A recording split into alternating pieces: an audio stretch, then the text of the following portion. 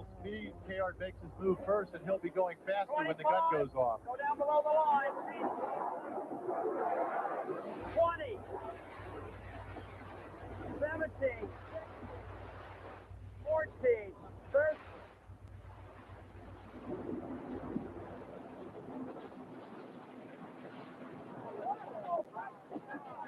4, 3, 2, 1, gun.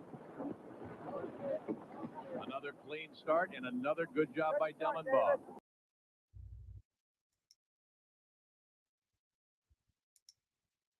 And there you go. Hey, everybody, how's it going? Welcome. Glad to see you all. I know this is rather silly stuff. I got some crazy crap going on here. I gotta get rid of the crazy crap.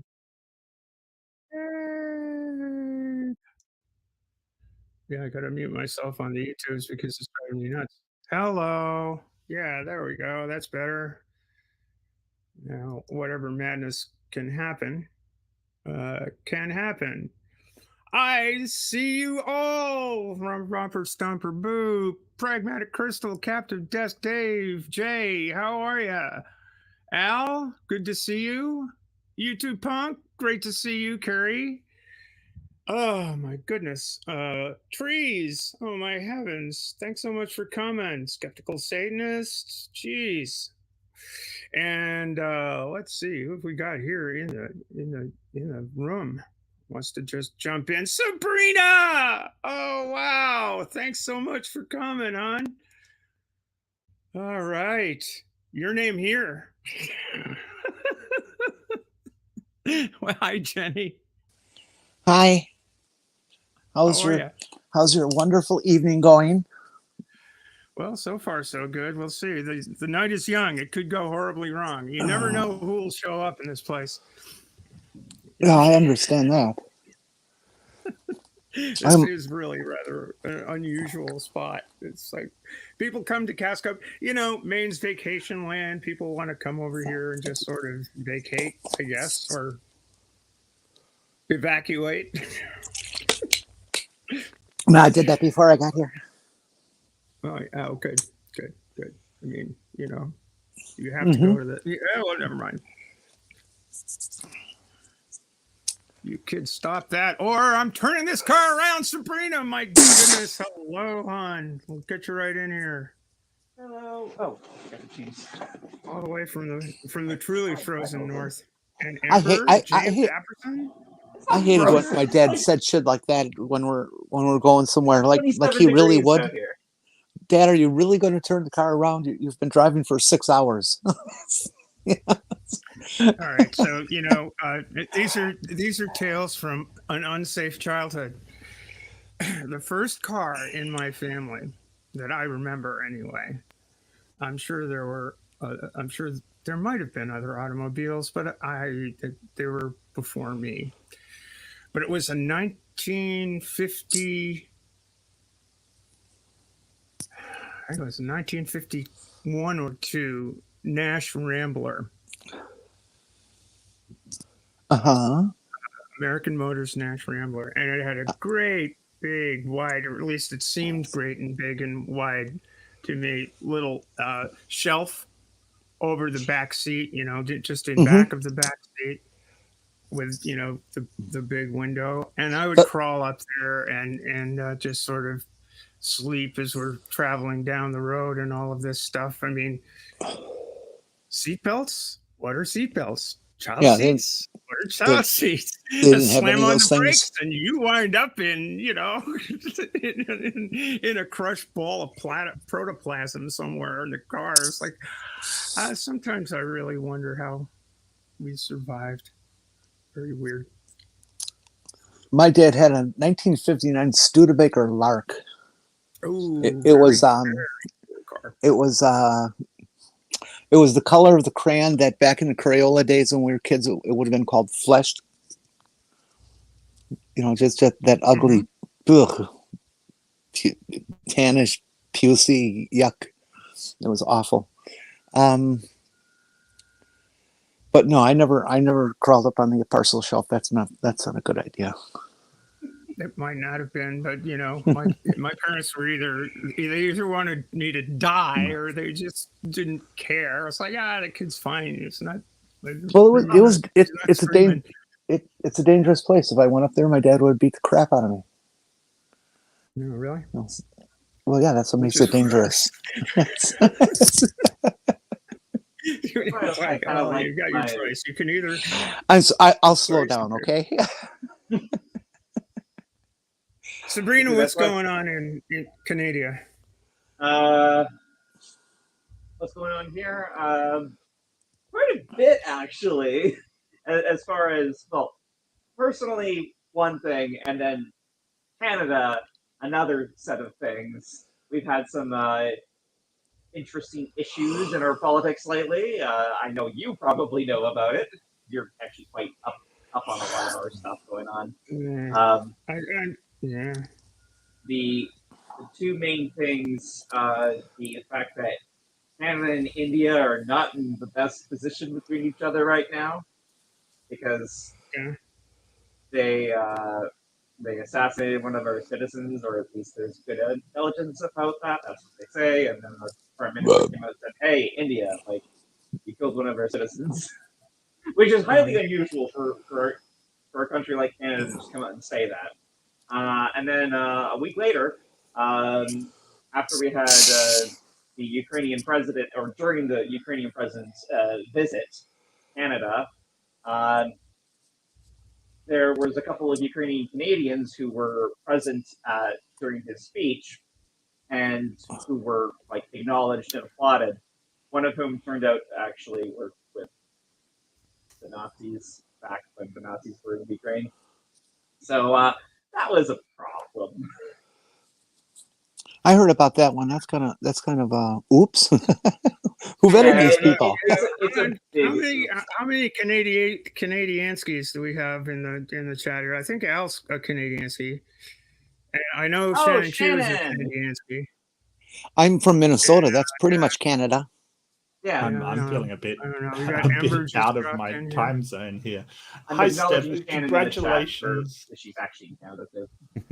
Ember. But Hola. Congratulations, Steph. I just want to say, like, really good milestone. Awesome. Really well what done. The hell, good work.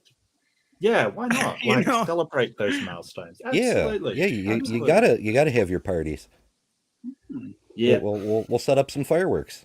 It'll be a good time. Nice. Oh, nice.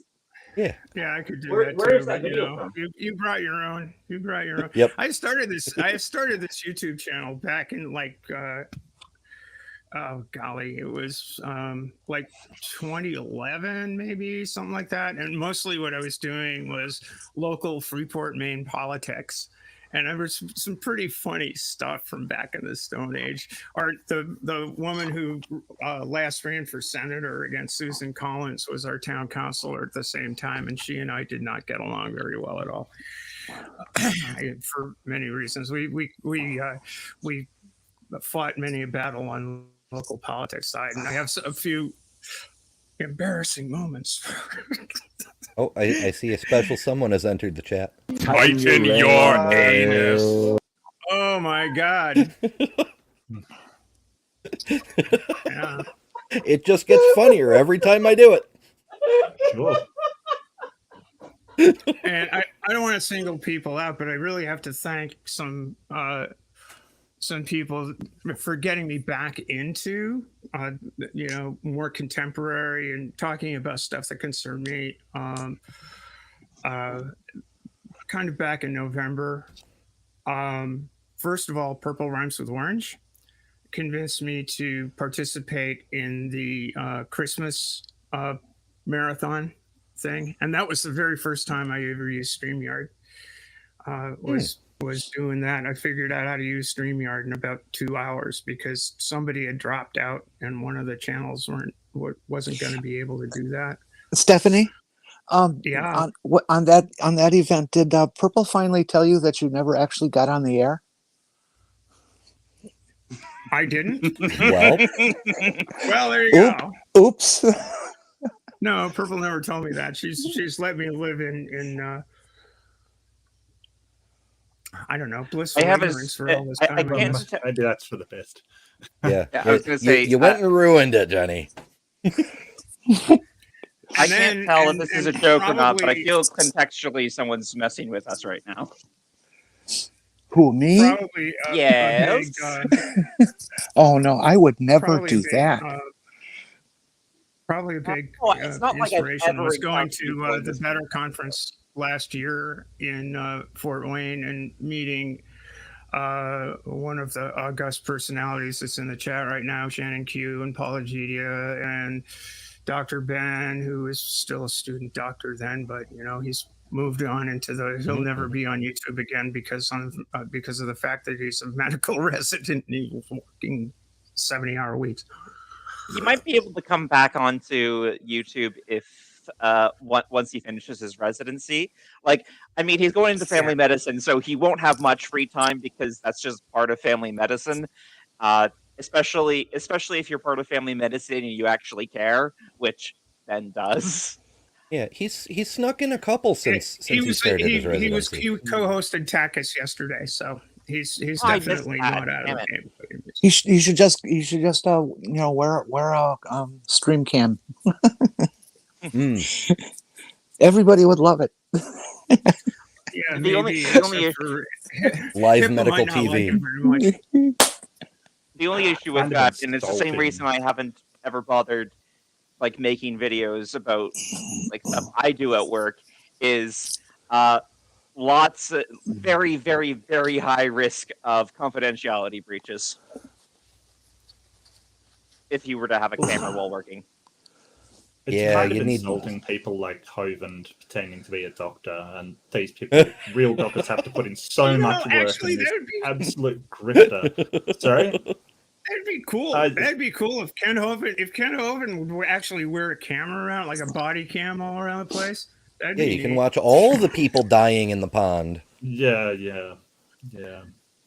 Didn't he do one where he like drove his little truck through the thing, and it just Oh, his tour video?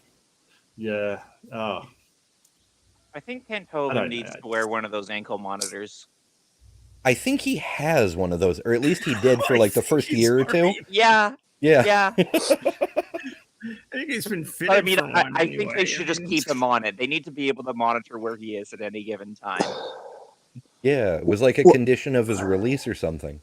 Yeah, there was was. court ordered monitoring. well, that's funny. Because that's just Mhm.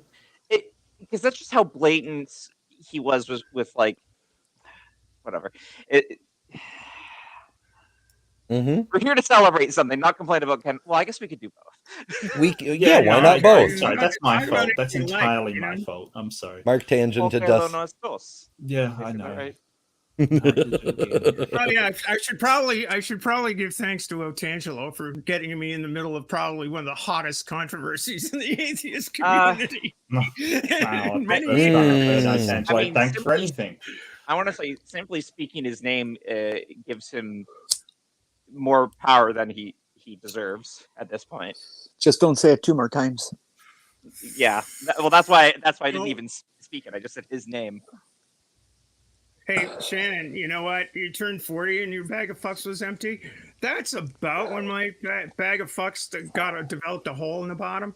But I'll tell you what, you start turning around 70, your bag of fucks doesn't even exist anymore. It's all done. I'm thrilled that Shannon Q's here. She's the most famous person I've ever done a stream in front of. Behold the field in which I keep my fucks. Oh wait. Oh, that's nice. Is that Fuck Canyon right there? Are we looking at? Wait a minute. Let's proceed over the edge. Is this Yeah. like a Mud Fossil U thing where we're gonna go into a cave vagina? Alas, no. wow. This one's family Oh, wow. friendly. Unfortunately. That's a bummer. If by cave you mean empty, I can show you one. I mean, no, it's- no. Giggity. It's kind of a Yeah, cave. yeah. Like, oh no, the entire fucking field is missing. What could have What are we possibly gonna be happened to shown? all my fucks? I have no fucks to give. That was probably, on Maya's channel, that was probably one of the funnier ones we got, where Mudfussle, that guy. Yeah, where's my feather? Here it is. Yeah, there we go. Oh, I'm sorry. Looking at these rock formations, rock formation here, and pointing out how the various rock formations were genitalia of, whatever configuration you like. And this would be your cue, Ember, to, in fact, get out the tapir. Yes. The tape. Yeah, you can. Sorry, do I had that. to get There my we go. I gotta switch my graphics. It's tapir time. Yeah, there we go. It's reading But that was just hysterically funny. What is wrong with these people? Everything boils down to Fromunda. I mean, and Mark, no apologies. I wasn't talking down under. I'm talking Fromunda. No, I get you. I don't know what it is. I don't know. And the more holy they say they are, the more they're obsessed with it. It's weird. It's just weird. Who knows? Maybe it's that indoctrination where it's like no touchy. Sexual repression. Yeah, maybe. Yeah, we were just talking about over on Wes's channel about things Jehovah doesn't like, and yeah, that's right up there. No touchy. Jehovah doesn't like it. Gotcha. Jehovah kind of like getting grabbed by the dick. I mean, he favored Israel for that, right? I mean, I think he was very much in favor of sexual liberation because, after all, he got that burning bush from somewhere, right? Ooh, that would be painful. I don't know. Well, that's more of a metaphor. The burning bush is a metaphor for having shaved, basically. Hey, let's celebrate a big win for the Q family. A 5-1 victory for Shannon's kid. That's awesome. Oh, nice. Footy, I expect, right? Football? Yeah, 5-1 in soccer, that's a big deal because, 1 That's point a is pummeling. yeah, that's a 1 lot of point's points. a big deal. That's cool shit. You do have the link. You could pop on, and just say hi and then say bye and go take a shower. But just saying.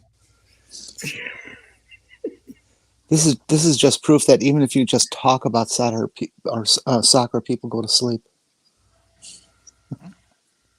What? I like soccer. I think soccer's fun. I think soccer's a cool game. Yeah, I played you speak midfield. of? I loved soccer. It's not great to watch, but it's tremendous fun to play. And I was a huge runner in high school. I was on every track I team. raced sailboats. Yeah. Hey, you I go. would love to watch that. I'm an American. There's rules against running.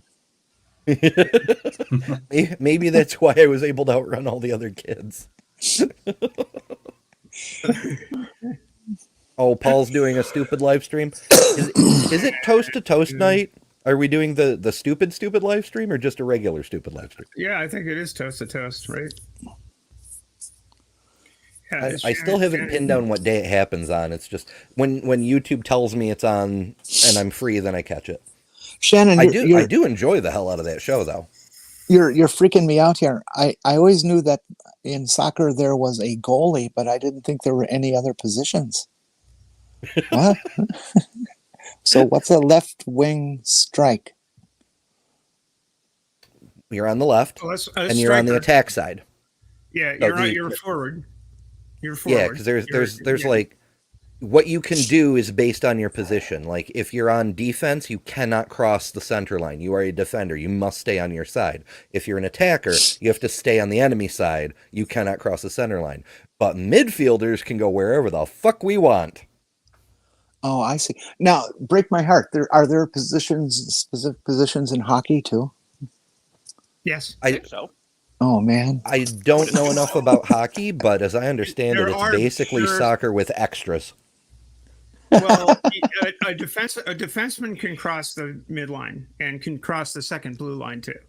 in hockey. You can. I mean, it's basically it's kind of like there are offside rules and offside passes. Like you can't pass from behind your blue line to across the center line, and you can't pass unless you're killing a penalty. Let's see what else. Hockey. They kind of changed the offside rules a little bit recently, but I don't remember exactly how. Hockey's really fun. And which player is the hockey puck? Who's that? Do you want to be? Are you voting? I don't know. Just get the puck out of here. You know, that's the whole idea. Sorry. Oh, okay. Ember beat me to it. I'm very, very sneaky. Although I'm kind of like, my brain's all over the place. I just finally recorded my Shroud video, and so like editing is on the top of my brain. And then all this talk about positions, I keep thinking about that thing from The Fifth Element, where Ruby Rod's character was like, "I take all the positions," and now I want that as a clip. Oh, wow, that's a very, very vague reference. I remember it though. I get it. It's yeah. Okay, here's around the horn question for all you people who claim to hate sports. What's your favorite sport? To play or watch? Either way. What's your favorite silly game type thing? And it's okay, Mark. You can say some video game. I don't mind. No. I like my favorite sport to watch. I think we went over this on my stream a couple of days ago, but it was robot fighting. I love it. It's amazing. Yeah. Yes. That shit's awesome. That's I didn't think about that, but yeah, that definitely. I think that would constitute sport for sure, Like, and it is really cool. Yeah, I mean it's a competition. It's more involved than like say chess because you have to build and repair your robot. Yeah, and I'm sort of an electronics geek, so that's my sort of background. So I love the different types of electronics they're using and stuff. It's very cool. Yeah, StarCraft 2 is good too. I'd enjoy watching hockey again. Oh, they have sucking in hockey. Wow. I mean, they do get pretty feisty on the ice. You got to keep warm in that penalty box, you know. Mm-hmm. I've heard that. It's off the ice. The sucking happens off the ice. Yeah, I'm not judging. I understand. I think you were judging. I thought you were like interested. Maybe. Hi, Eric. Hi, congrats, Stephanie. 211, according to my my view over here. Really? Hey. Hey, maybe we can get to 300 during this stream. Oh, would that be wow? That would be pretty nice. I know. You'd have to end this stream to start the 300 stream. Yeah. Yep. It's been fun. It really has. I've done all sorts of crazy things. Sitting at my sewing machine, crawling around on the floor. People have seen, embarrassing pictures of my, well, whatever. And yeah, it's been really fun. I've had some serious discussions with some really unexpected people who'd show up in one of these things, like Doug and those guys. Really good, serious discussions about issues I care about. I don't do an awful lot of the apologetic stuff or the philosophy stuff, or I just do the I'm alive, thank God kind of stuff. And it's not everybody's cup of tea, but I'm expecting it to, not every channel has to be everybody's cup of tea, because guess what? You can change the channel. I love it when I'm moderating the line and people are sitting there going, this call sucks, this call's terrible, it's like this caller's an idiot and all this, which we don't allow people to say in the stream. What we basically do is say, you know what? There's all sorts of stuff you can do with your computer. You can turn it off, find another stream, or call the show. Yeah. What? Exactly. Oh, To add on to that a little bit, I think if we're looking specifically like atheist content right now, to be more or skeptic content, whatever. When I first started getting into this stuff like The Line and Takis and things like that, those were shows that I really enjoyed at my earlier stage. But after I got a bit further into things and I was like, in a sense, a bit more at peace with my skepticism and atheism, it's like I don't really care about apologetics anymore or counter apologetics. I just kind of want to talk real stuff with people. And so right now, this is more my bag. This is more what I'm interested in. This lines up better with where I am in my life, kind of thing.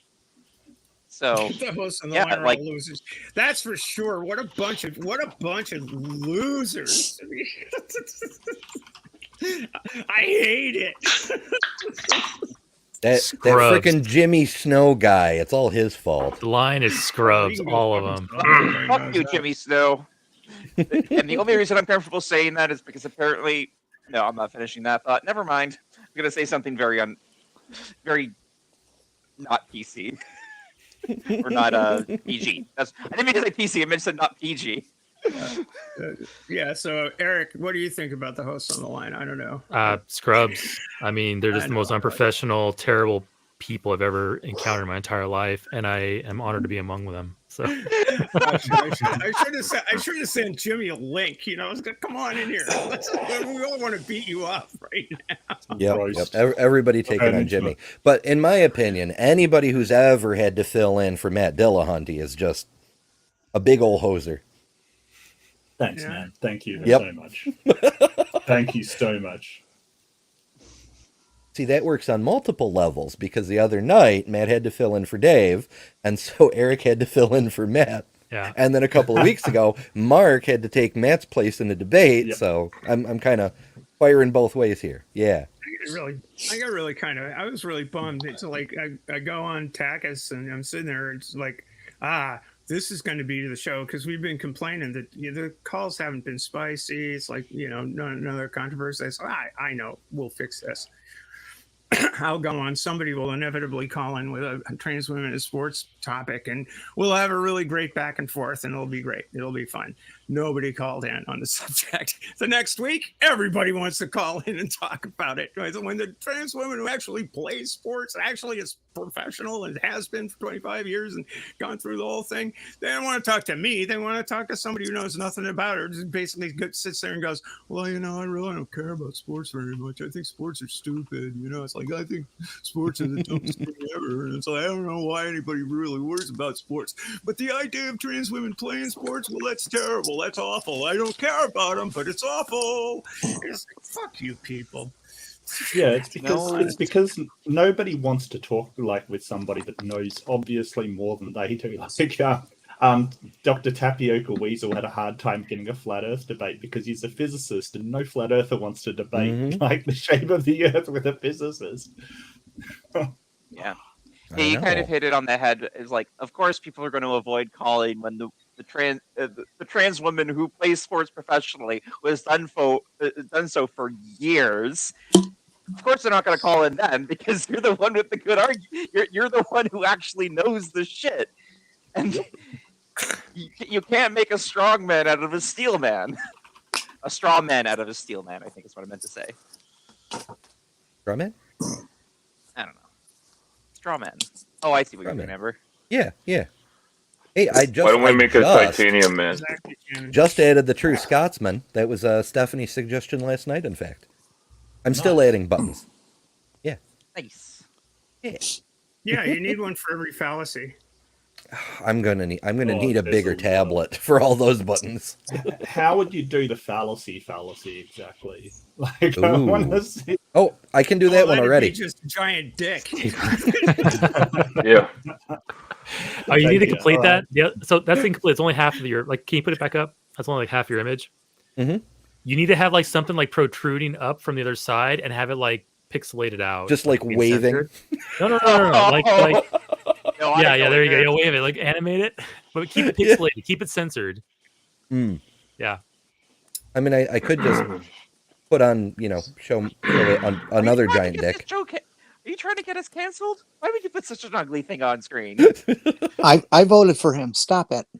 You voted for Nixon? Oh my god. Yeah, I did. Can you believe that, Stephanie? Holy cow. That was actually, you know who the other person in that picture was?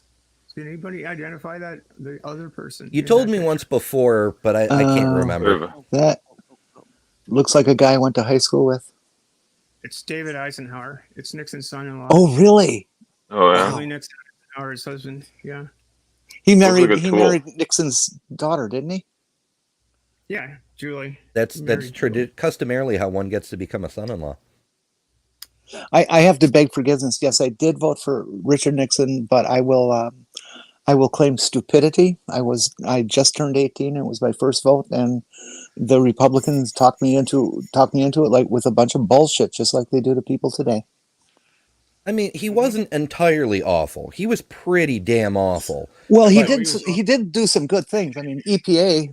You know, what can you say about that? That's like very good. Yeah, banning the development of bioweapons. Mhm. America He- finally joined on to the what is it? It's one of the Geneva Convention treaties that talked about the development of bioweapons. The U.S. wasn't a member until Nixon. open 50 dialogue. freaking years. Open dialogue with Yeah, China. you know, if you ignore all that some un-American activities committee stuff and the Army McCarthy hearings and all And that stuff, and the escalation in Vietnam Fine. and Henry Kissinger. my favorite was the creation of HMOs. That's why American healthcare is the way it is. Thanks, Nixon. You make it sound like that's a bad thing. Well, I have It- never voted for yeah, a it is. Republican ever since. Anyone for any position ever since 1972. That's Eisenhower was president when I was born. I was born in '53. Mhm. So Yeah. Eisenhower was the first president, and I thought, you know, the joke in this 1960 election was, what happens if Nixon wins? Well, were they going to call the White House if Nixon wins? And the answer to the joke is Nixon Lodge, because his running mate was Henry Cabot Lodge. I'm old political jokes. How many times did Cabot Lodge run? Like, wasn't it like 4 different times? 4 different losings? Yeah, I don't know. Henry Cabot Lodge didn't run an awful lot. I mean, he didn't have who was that guy who was a perennial candidate? Adlai Stevenson? No, Adlai lost twice. Ran against, Adlai Stevenson. Adlai Stevenson was Eisenhower in '52, and he ran against Eisenhower again in '56. Adlai Stevenson, it was kind of like Bob Dole without the third person. Bob Dole doesn't need to talk about Bob I Dole. remember That's right. Stevenson from the Cuban Missile Crisis, sitting in the UN General Assembly. Oh God, that Cuban Missile Crisis thing. any person our age will remember that and have a piece of them somewhere inside that's still scared about it. Mm-hmm. It was so frightening. That was pretty. It was scary as fuck. You know, and I was, what was that, 61, 62? What, the Cuban Missile forget. Crisis? Yeah, 62. yeah. I was October 7, 6, 7, just turning 7, or just did, I forget. It was in October, I believe. Yeah, 7 years old, and the world news had me scared to death. You know, and the rest of my life has been just one big upheaval since. You know, there's never been calm waters in life for our generation. Yeah, it was pretty much what do the Russians target? Let's see, Hanscom Air Base. Yeah, Bedford, Massachusetts. Yeah, that's 5 miles away. Yeah, I'm dead.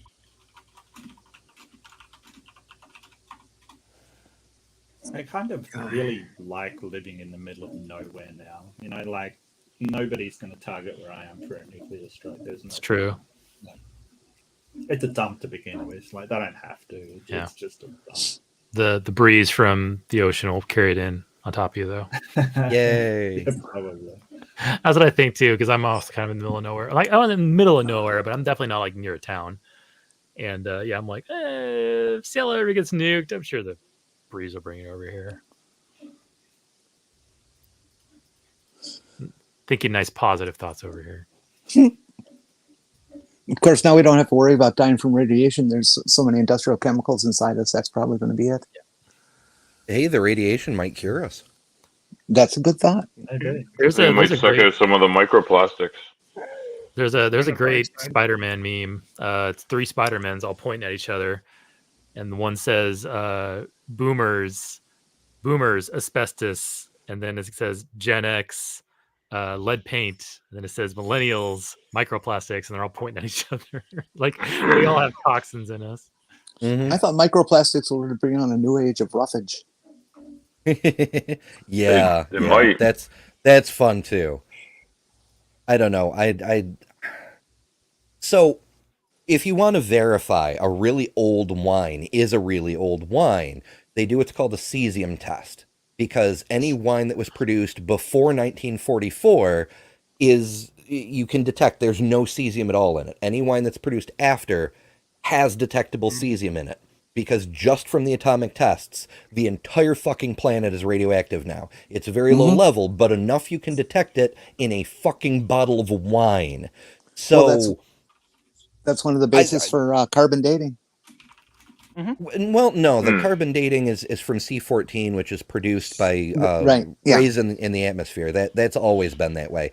What I mean is that, like, after we started detonating atomic weapons, even just in test, we've made the whole damn planet radioactive. So I reckon we're all fucked from that, regardless of what else we do. Yeah, they're gonna. I As think a I kid, saw. was don't eat the snow because of strontium 90. Don't Yeah. eat the snow. If like let's say one day we just mankind just dies out and just time goes on, our cities get just eroded away, and eventually the Earth is kind of back to its almost like pre-man state or pre-human state. If aliens were to visit, like let's say there are aliens, they were to visit and they go, oh, let's see the history of this planet. And they would take a column of all of our layers. They would know that intelligent life was here because there is a very nice thin layer of radioactive components where we are right now. Yeah. It'll eventually get buried, but yeah, it's They very get buried tough down time. there. Yeah. Yeah, almost all of our buildings will be completely gone within 100 years. The last few will vanish within 1,000 years. But long after we're all gone, all those old nuclear cores and nuclear waste dumps will still be glowing that bright blue Cherenkov radiation color. Yeah, but they'll have spread out much further by then. They're going to leak. I'm actually talking. So that's all true. I'm actually talking about fallout from all the nuclear testing we've done, all the nuclear bomb testing we've done, because we put radioactive isotopes in our air for 100 years now, and they've spread out and they're settling, and we have a nice glowing layer that will eventually become a permanent part of our rock strata. Yeah. Just think about the glorious fact that when everything does get wiped out, the record of human civilization will boil down to the writings of L. Ron Hubbard. If that doesn't, God. I don't know. that becomes a new religion. Our caveman descendants, long in the future, one will find a book and go, "Look what I found, guys." This was the book that Hubbard. We know what they worshipped. I had an uncle that lived. I'll tell you about the Hubbard and what he did for our sins. Yeah. Can you imagine 2,000 years from now, everyone's talking about coming to Hubbard? Oh. I think, and maybe Hubbard's coming back. I mean, that is part of that lore, isn't it?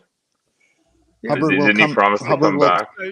Hubbard will come again with. Is immortal, and I think the Thetans, once you get clear, you can come back as to get a new 200 Thetans or whatever. I think that's how it works.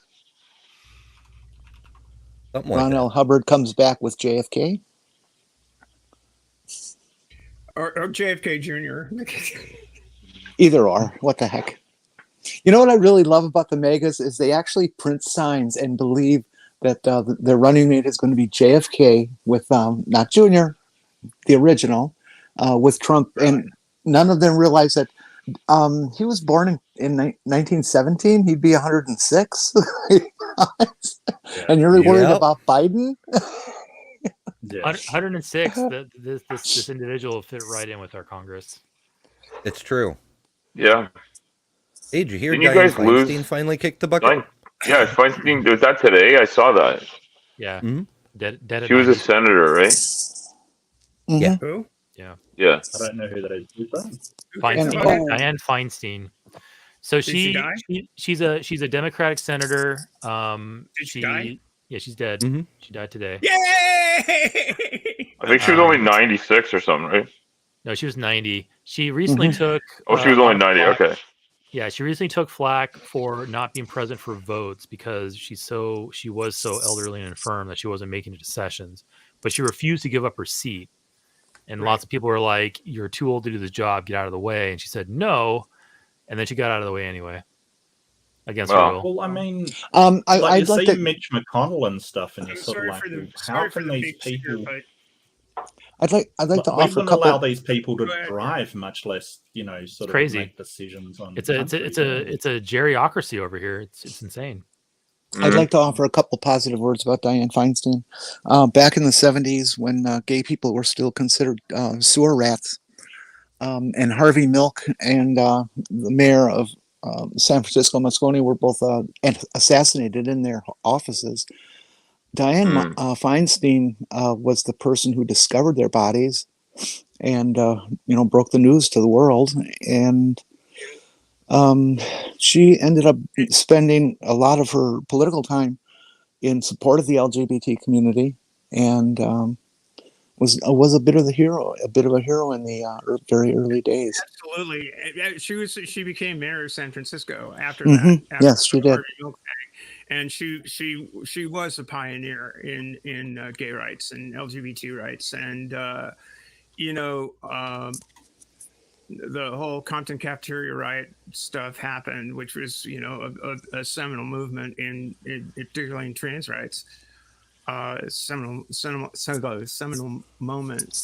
And she had a brilliant earlier career, but of late it's just Dianne. Mhm. Dianne. Yeah, she overstayed her welcome. That's for sure. Yeah, Dianne. that's really what it came down to. It's like you can have a whole career of pretty good accomplishments, and then at the very end, if you refuse to get off the chair, like we saw the same thing with Ruth Bader Ginsburg, like amazing Supreme Court justice, did a lot of great things for women's rights, and she didn't get off the chair when she should have, when she would have been replaced by a like-minded successor. Instead, she stayed on the chair, died in the chair, and then Trump replaced her. I have never seen any official word on it, but I've heard through rumor mills and stuff like that Ruth Bader was intending to retire in the Obama years, but it was towards the end. And when the Merrick Garland thing happened, she said, "I have to stay here." That was fairly disgusting once we saw that. Yeah. So, The way Mitch hitting McConnell during blocked. the Obama years didn't seem to ensure a seat for the Obama Yeah. candidate. So Mitch- which I don't understand how that happens. That's crazy. McConnell And they also showed how said they also said she was sharp as a tack till the day she dropped. That's what I heard. Yeah. Yeah. McConnell really showed how two-faced he was with the way he did the Garland replacement. Like, we should wait for the vote, so we let the people decide. And then when happened Ginsburg is like, where they're going to ram a candidate through. Like, obviously, I knew when I first heard that excuse in the beginning, I was like, no, you don't really believe this. You just are just doing your politics. And then sure enough, confirmed it 4 years later. Yep. Mm-hmm. Gross. Yeah, the same bullshit's happening with their impeachment proceedings too, isn't it? They're actually putting their own words up against them. Yeah.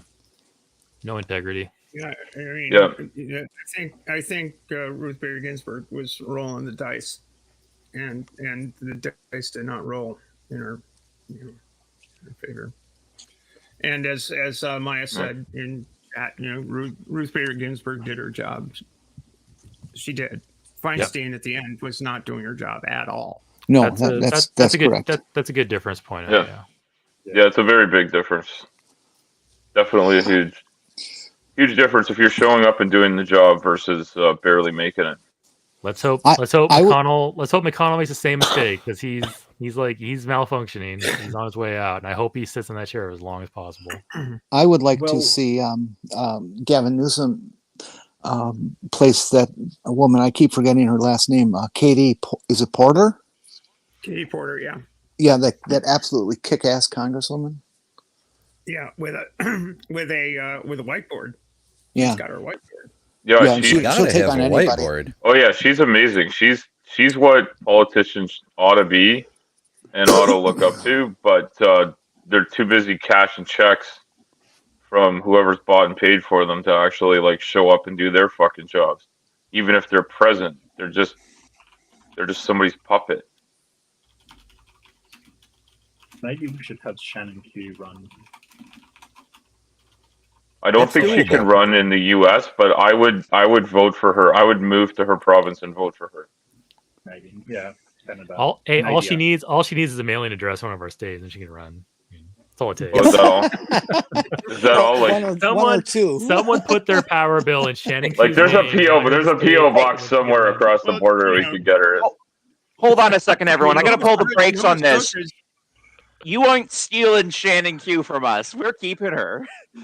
Unless you Nova want to, Scotia's know, right obviously. next to With, Maine. with I mean, consent. it's like, hey, it's like, you know. Come all you on, gotta do there's is catch a ferry. there's only like 50 people in Nova Scotia. We can take her. That's true. Yes, but there's Piracy. plenty of Make people in sense, yeah. Canada.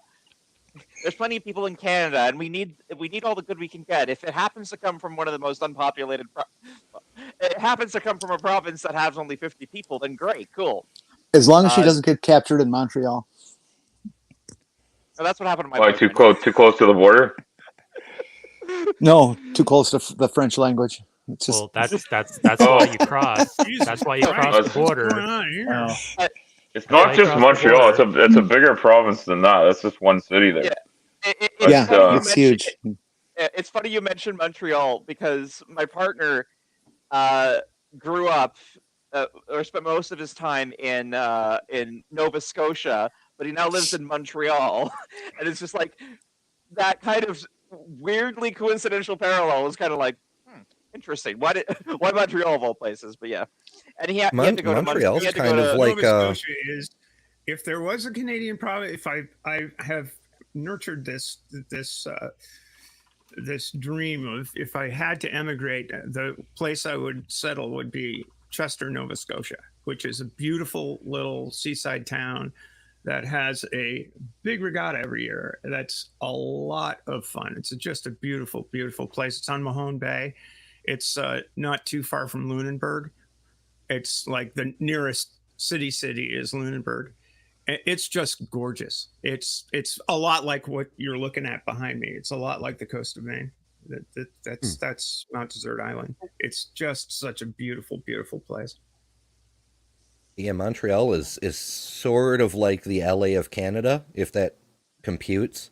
They do a lot of filmmaking up there, a lot of movies. Their New York City scenes are actually shot in Montreal. And Ryan George Toronto. lives there. It's super easy, barely an I inconvenience. thought they did a lot of movies in Toronto's Toronto. also really Yeah, good wait. for filming. Toronto has a big studio area too. But yeah, Montreal I- does. So does Vancouver. And Vancouver. Vancouver's Montreal- really big in it too. Montreal, Toronto, and Vancouver are their three big film locations, kind of thing. In fact, I Yeah, just because recently Ottawa's found smelly. out. I just recently found out that one of my patients is the actor who he acted in a number of things that I know of, but in John Wick, the first John Wick, the villain who killed John Wick's dog. I know the guy who played that character. Oh, The no. dog? No, the guy who killed the dog. I just found that out recently. He's like, because he was coming to pick up something for his mom actually, and then it's like I gotta run. I have I can't remember the exact words. Like he basically had to make it for like an acting job, and it was like oh okay cool. And he was apparently going to be going to act in something for Murdoch Mysteries, which is like one of my favorite Canadian a Canadian show I quite like. based here in Toronto, actually, in old Toronto, but Toronto nonetheless. Anyway, I'm not gonna go on about that, but yeah. And then he's like, "Yeah, I'm the guy who played the guy who killed John Wick's dog." Just like what? Oh, you're talking about, I confirmed it too.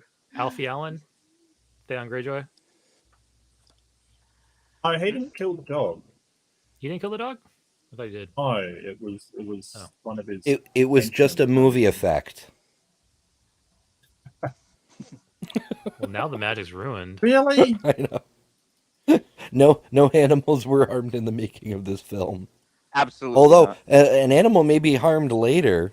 I see a pack of weasels are threatening to join the stream in a little while. Yeah, we had a we had a mention of a whiteboard earlier, and I was like, I wonder if Dr. Tapio Weasel's ears are tingling. Yep, that's all it takes to summon them. Yeah, I think he heard. So he heard the easel. I have a plan to get Shannon to the United States without having to go through customs. We'll go through Niagara Falls. It's right there on the border. There's actually customs there. I've crossed there many times. Customs. There's no lack of customs. Oh, yeah. Do they check barrels? It's like, I know. yeah, they check for barrels. They have snipers on both sides. They don't want. Wow, they just indiscriminately. They don't want anybody with the wrong colored money coming across without checking in. On either Although side. you could put her in a barrel and just roll her over the falls, and then you never know. Well, that's the problem. But the river is there on both, like the falls and the river are both on the border. Like the border runs right through the damn thing. Like, and also, like it isn't. Also the river flows north, so we need like paddles. Paddle I've always up the river and paddle up the falls, and then yeah. There are some wiggles in the river, and the border in this part of the general part of the country does not have that straight line border like we have way up in the 49th parallel. Doesn't apply here. That starts in like Manitoba, I think.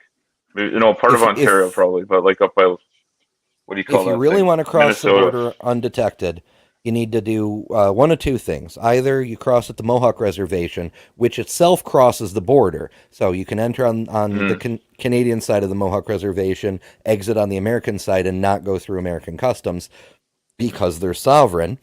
Or you could just swim across the St. Lawrence. It's a big river, but it's not even close to like the Mississippi or anything. Plus there's islands all along it if you need to take a rest. And while there is border patrol up there, there's like 2 agents, and it's a big damn river. I've always thought that that America showing us some insight into his border smuggling crossing. days. What the hell? Mm-hmm. There's a golf course in northern Maine, in Fort Fairfield, actually, that crosses the border. So you can I think the parking is on the American side, and the course is mostly on the Canadian side of the border. But you go up there, shoot 18, and just stay over there. Yeah, just come back to the 19th hole. That sounds like a very Maine, New Brunswick type of scenario. Because it's the border there is.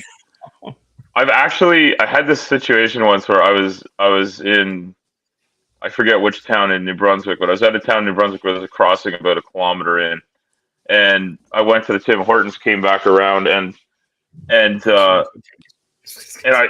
went around the block, and I was like, oh, if I turn right, that's the U.S. border, and I was like, I'm not going that way, and then I pulled up, and I'm like at the Canadian Customs booth, and she's like, how long have you been gone? I'm like, I just made a left-hand turn from over there. She's like, okay, come on in.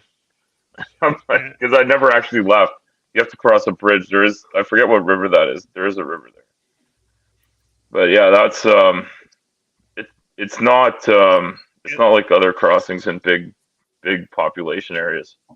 Pretty quiet. The New Brunswick border crossing is in Calais. I think it's in Calais. I don't know. It's not too far. That's the further south one, yeah. I'm thinking one up near. I think Caribou is the name of the town in the Maine that's further up there. Yep. That's Caribou. Yeah, this would be more like Grand Falls. Yep. Grand Falls, or and then on wouldn't the be other Edmonton. side, That's too far up.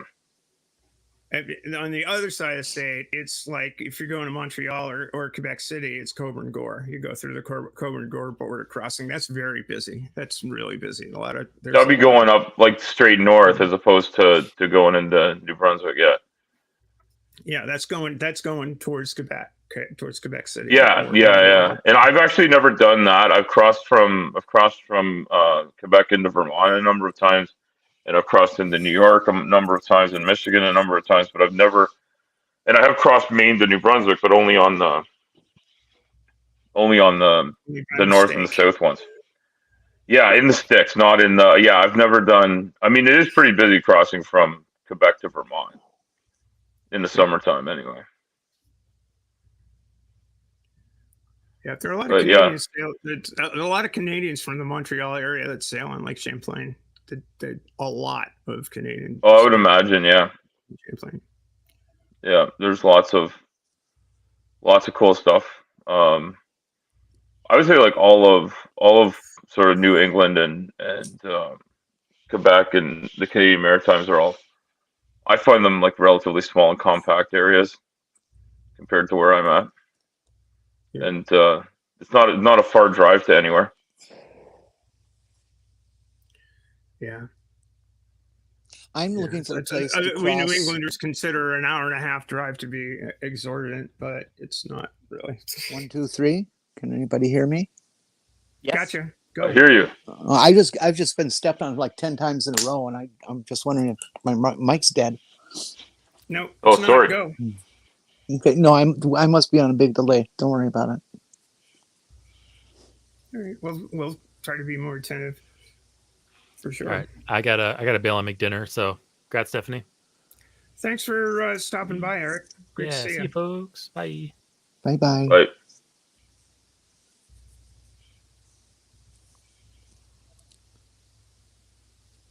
Sorry, I got distracted. I've just been looking up stuff on maps now. Because everyone's saying all these locations. I'm like, oh, I got to see where this is. I got to see where that is. Because honestly, I don't travel very much.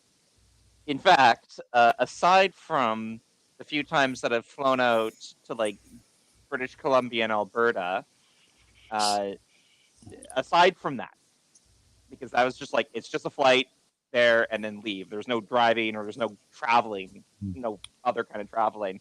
The furthest I've been, which was last month, was Montreal when I went to go visit my partner. So, yeah, I don't travel very much. And that's like, what was it? Like a 4.5 hour train ride, which wasn't too bad. Yeah. I have been having trouble getting a new birth certificate that indicates me correctly. Oh, and no. If I've been working on it for years. It's a just gigantic snafu. Because I know I used to have a birth certificate back. Well, never mind. So if the Republicans do win in November, I need to get the hell out of this country because they're gunning for us. So I'm looking for a place on the border where I can drive across illegally, but at least I can get there and then beg for political asylum. Yeah, you. It's funny because I was recently looking into this. There is already a provision within our asylum laws specifically for LGBT community. And the only reason I know about this is at one point we had a petition going, like it was like a citizen sponsored petition kind of thing. And they got an MP to sponsor it, but it was like written by citizens to sort of say like, hey, you know what? Stuff's getting really bad for LGBT, especially trans folk in the United States and United Kingdom and other places. Let's make it so that we can have people like claim refugee status. And then while I wasn't super thrilled with the response, like once the petition actually was seen, because like I kind of wanted them to make a proper statement, which would be a statement that would be specifically admonishing these major countries saying, hey, You've been so shit to people. We're claiming refugees from your from your first world countries because you're so shit to trans folks. But anyway, they didn't give me that comfort, but they at the very least said, yes, these systems are already in place. Not a lot of people necessarily know where to find these systems, but it is, you can claim, you can even do it now. You actually can come to Canada and claim refugee status on these grounds, kind of thing. My problem is that because I can't get a birth certificate, I can't get a government ID, and I can't get a government driving license, and I can't get a whole bunch of things. Passport. Exactly. Yeah. Passport would be the biggest thing. Yeah. But do you need do you actually need a passport to be able to flee a country? No, I don't know about fleeing, but in your consular help wouldn't help. Under normal circumstances, you need a passport to go into Canada. Yeah, and the U.S. Consul General won't help you make it here and get your documents together because they're not supporting you. Okay. Yeah, I don't know enough about this, obviously. You can't get on a plane without a passport. Yeah, that's no, but you could drive. I don't think you can drive either without a passport now. You used to be able to. You can't get into Canada without a passport. You need a passport to get into Canada. Yeah, and we need one to leave. Like when I was really young, you didn't. You could just travel on a birth certificate, but now I think both ways it's a passport only, no matter what way you travel. Right. It's why I can't. It's why I haven't been able to go and visit you guys down there yet, because my passport expired decades ago, and so I really need to renew it. No. Yeah. It's quite a process too. Like COVID backed everything up, I think, on all sides. So you can't, like, just getting government paperwork is like a months long process when it used to be. It seemed like a long time before at weeks, but now it's like 3-4 months for a lot of standard paperwork. Yeah. I changed all my documents in the early 2000s. Yeah. And the process was far more complicated than it is now, or needs to be. I was born in Massachusetts, so it wasn't too hard, but Massachusetts required certain that you meet certain criteria to change sex designation on your birth certificate and stuff. That's the process I'm going through right now. Yeah. I got the letter from my doctor quite easily. Like the main requirement that she needed is like she has to actually visually see my birth certificate. She's like, I have the letter written out already. We just need to go through this process so we do it right. Next time I saw her, I showed her my birth certificate. She's like, cool, finished the thing, gave me the letter. But now I need like I need something from like a notary public or something like that. And I'm only talking about the sex designation. The name change is actually easier. The name change is a lot easier. The only attestation I need, like from another individual, would be from anybody who's in a list of, like,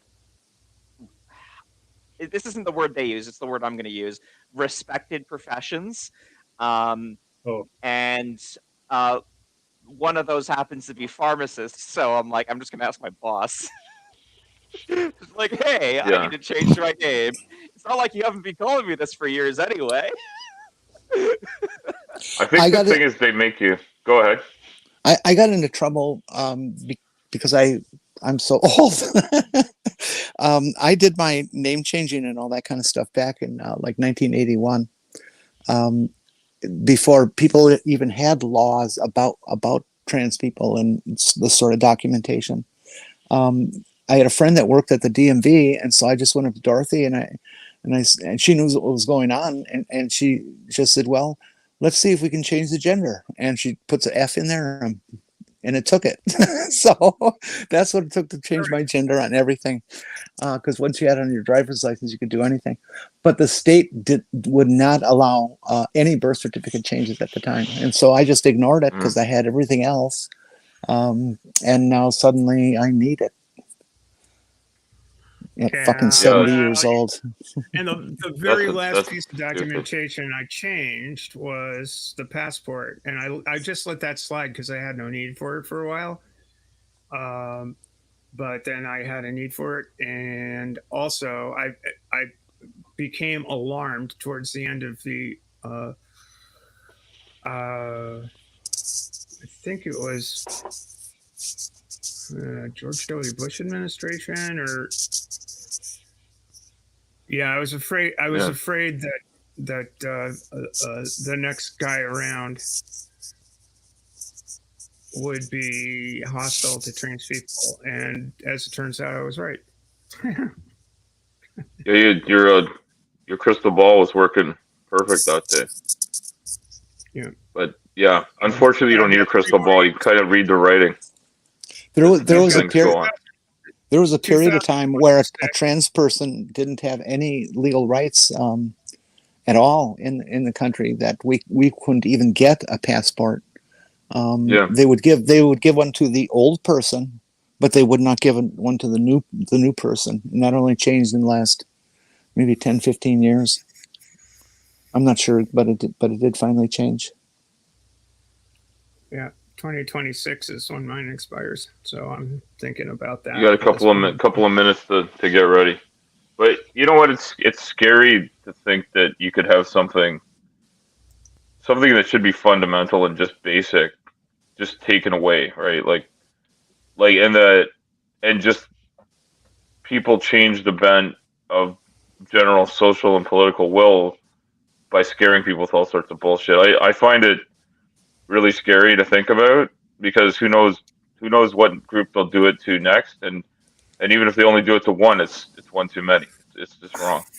There are states that are creating laws to absolutely ban any changes on any birth certificate at any time. Regardless of age. And I don't know if any of you watched the Republican transphobia extravaganza the other day. Was that what they called the Republican debate? Yeah.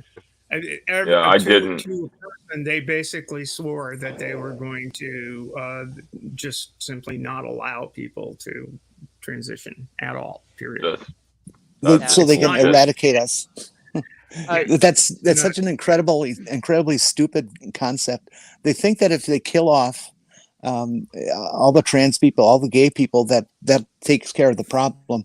They don't understand that we're born this way, and you get rid of us, there's just gonna be more. Yeah. More in your place. Yeah. Like the Hydra, except it's not mythical, and it's not a monster. It's something that happens. People are who they are. And natural variation. There's a huge natural variation amongst all of us. All of us are something different and special, and outlawing some people for being who they are is a bullshit way to, and the fear mongering is the worst part of it, because then you become a pariah in society for no good reason, except that somebody thinks they'll get a few more days in office, a few more checks to cash. The other fantasy that they have that drives me absolutely nuts is that there's still a whole bunch of haters who honestly think that transgender is something that was just made up in the last 10 to 15 years. Oh yeah. It's like, what? Yeah. Oh yeah. I see a lot of this. What about me? It was almost 50 years ago. Yeah, for sure. A lot further than that. There are cultures that have had sort of transgender or another gender for like hundreds and hundreds and hundreds of years. Like, it's not a new phenomenon by any case. It's just these people are sort of, well, Western culture is the only culture. No other culture exists. It's like, no. The very earliest piece of published writing that we know of is 4,000 years old, and the woman who wrote it in cuneiform wrote it about a trans person. So we have evidence that we're pretty old here. Oh, yeah. Hirschfield's clinic burning. That picture is burning is taken from the night that the Nazi children tore down and destroyed Max Hirschfield's Institute on Human Sexuality, which did a lot of work with gay and trans people. And they burned his entire library. We lost decades of research. Yeah. I'll I read. always I'll read this. I'll Mhm. read the skeet. 90 years ago, on 6 May 1933, the Institute of Sexology, an academic foundation devoted to sexological research and the advocacy of homosexual rights, was broken into and occupied by Nazi-supporting youth. Several days later, the entire contents of the library were removed and burned. I want to remind you that the 6th of May, 1933, was February, March, April, May, 3 months after Hitler became Chancellor of Germany. It didn't take long. Mm-mm. And when people are talking about shutting down libraries and taking the books out and all of this kind of thing, this is what's coming. This is what is coming. It is Well, not a joke. He Yeah. also modeled. Among the texts thrown onto the bonfire at the Bebelplatz was Heinrich Heine's Almansor, in which the author noted, where they burn books, in the end, they will burn humans too. They're not Yeah. kidding. No, absolutely not. And this stuff is becoming a real big issue. So one thing I've been wanting to add in is as much as I like being in Canada, I know there are certain freedoms I have as a trans person in Canada that I wouldn't necessarily, unless I was in a good state, in the United States. We still have our issues here, and currently the main fight that's going on right now is more related to trans kids. This is the parents' rights issues. So Oh, God. basically, there's the fight that's going on. Super brief. Explain the point is basically what people are trying to pass is if kids want to use different names or pronouns while in school, what the parents' rights groups are demanding is that that the parents be informed. Basically, the school can't hide that. They have to inform the parents if their child chooses to do so. In fact, and I just learned about this today. Well, I learned the update about this today. So Saskatchewan has passed an ordinance to require this, to require parents to be informed. The courts put an injunction on that, saying, basically citing that this is unconstitutional. That's how these things usually work. And this is the update that makes me livid, is they're using, anybody in Canada might know about this. If you guys don't know, I'll explain. They're using the notwithstanding clause to get it through anyway. So I fucking hate the notwithstanding clause. What is That's that? not what it's for. Okay, so the notwithstanding clause, I will explain what it literally is, what it's supposed to be used for, and why it's all bullshit. So the notwithstanding clause is basically a province can, like, if some place passes a law that breaks the Constitution and they're called out for it, they can basically be like, I'd like to use the notwithstanding clause to push this through anyway. Which sounds ridiculous. There are apparent limits on it. But yeah, it's basically just like no, we want to do it anyway kind of thing.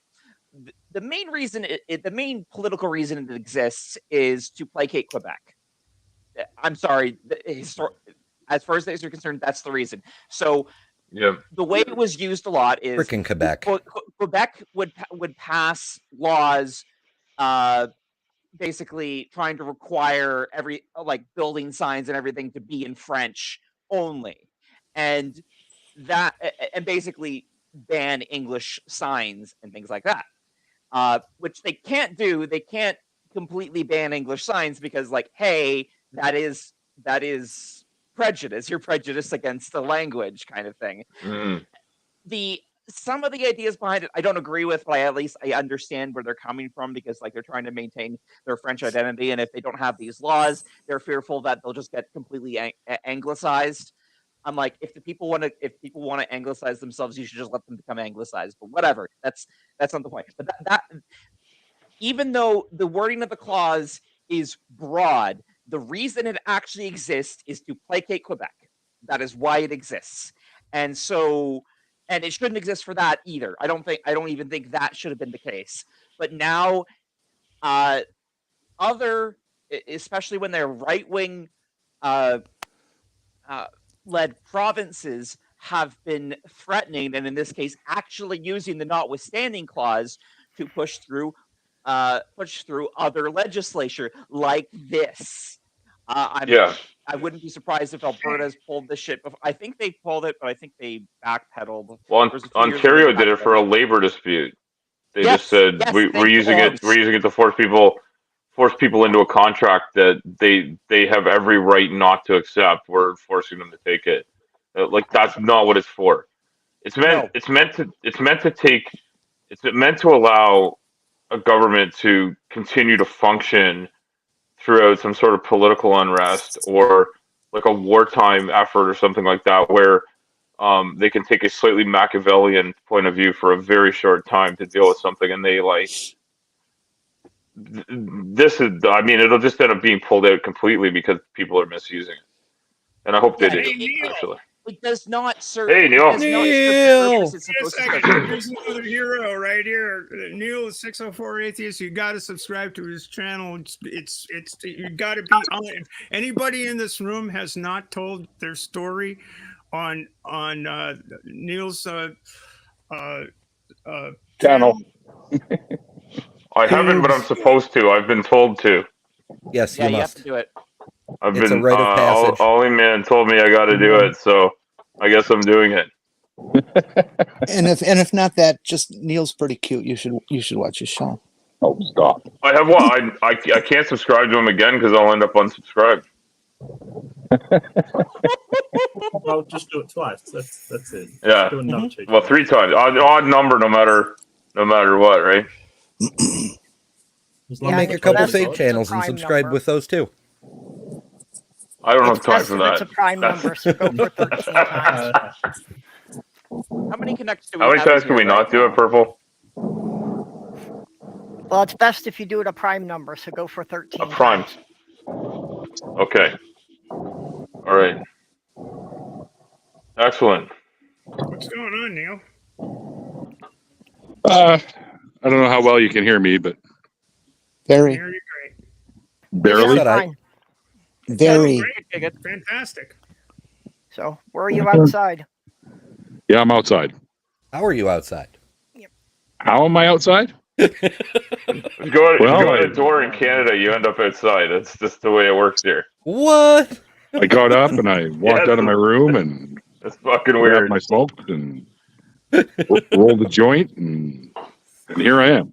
Where's the snow? No snow here. Oh, I think really we're bad? Neil's in one of the pockets Not of for zero another snow. 2 weeks. Okay, so Not for another 20 years. And Look at the sky, man. It's blue. 604. could Look we at- just like look at his drive up area to one of code. the border checkpoints on the Canadian border and ask for sanctuary? Sure. Boy, we've got a smooth. That's what we're suggesting people do.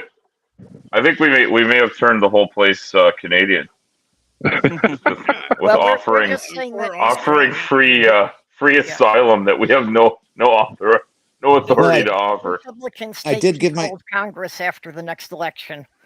I did give myself a You're Canadian not an name here. ambassador? Yeah. Yeah, I see that. That's not how you spell AA. That's right. Oh, Oh, I'm that's sorry.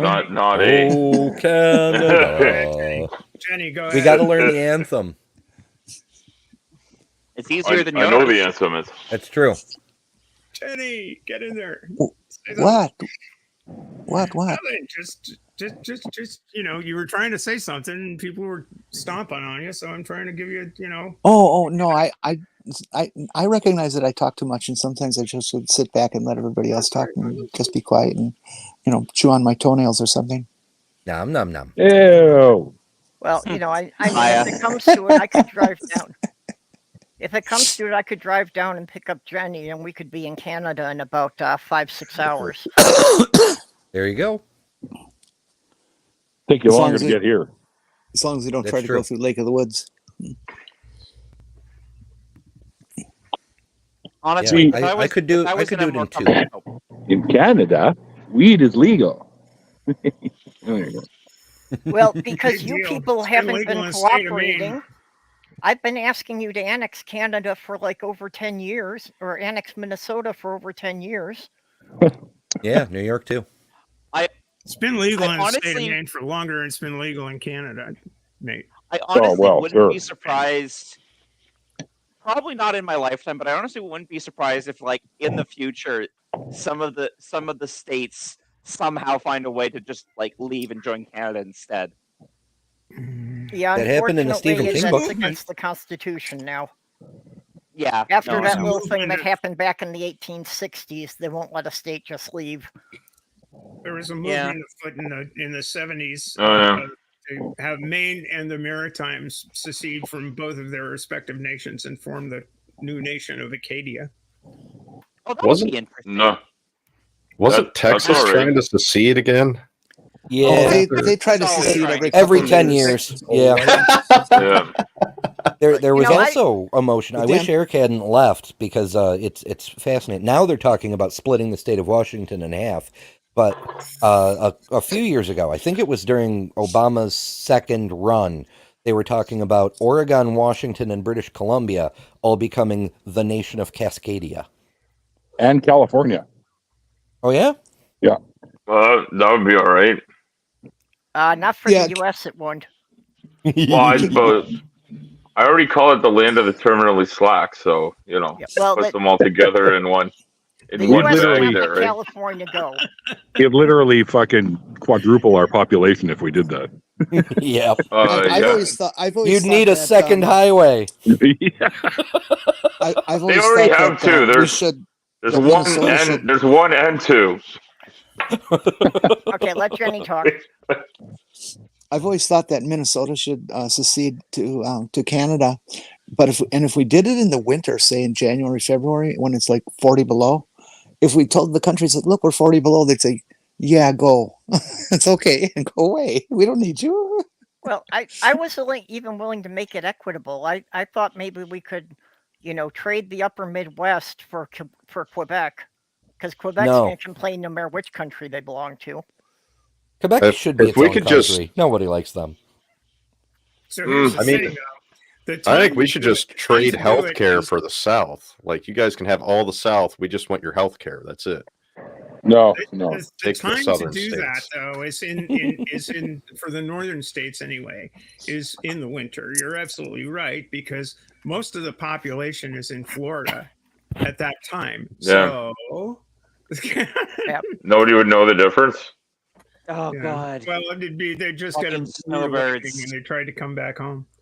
I just wish they'd Mm. get the day of this Snowbirds. rapture correctly. I need a new car. Oh yeah. Actually, true story. A bunch of idiots where I live in Australia tried to secede from the rest of Australia in Western Australia and make the glorious state of Westralia its own country. So they went to a courthouse in this town called York, bashed in the doors, went in there. In fact, it wasn't even a real courthouse. It was just a historical courthouse, a museum basically. Like one from 100 and some odd years ago. Yeah, I've been Yeah, in yeah. that kind of thing. Yeah, I love those old spots. Well, they declared themselves a new country, and the police turned up, and they're kind of, what the fuck are you doing? Because like they're just sitting in this courthouse, declaring themselves a new state. About three dudes, Oh, and it's Were these like sovereign citizen nutters or I something? think so, but they were did that sort work of out saying, for "Hey, 'em? I think, I mean, not well." I think they These were guys did saying, not "Hey, we pass a wanna go sobriety test. I'm sure of it. Well, they were kind of, we want to go back to British rule and God and, all that kind of thing. So it was just Oh, these yeah, yeah. absolute nutters. Jesus. But yeah, that was hilarious.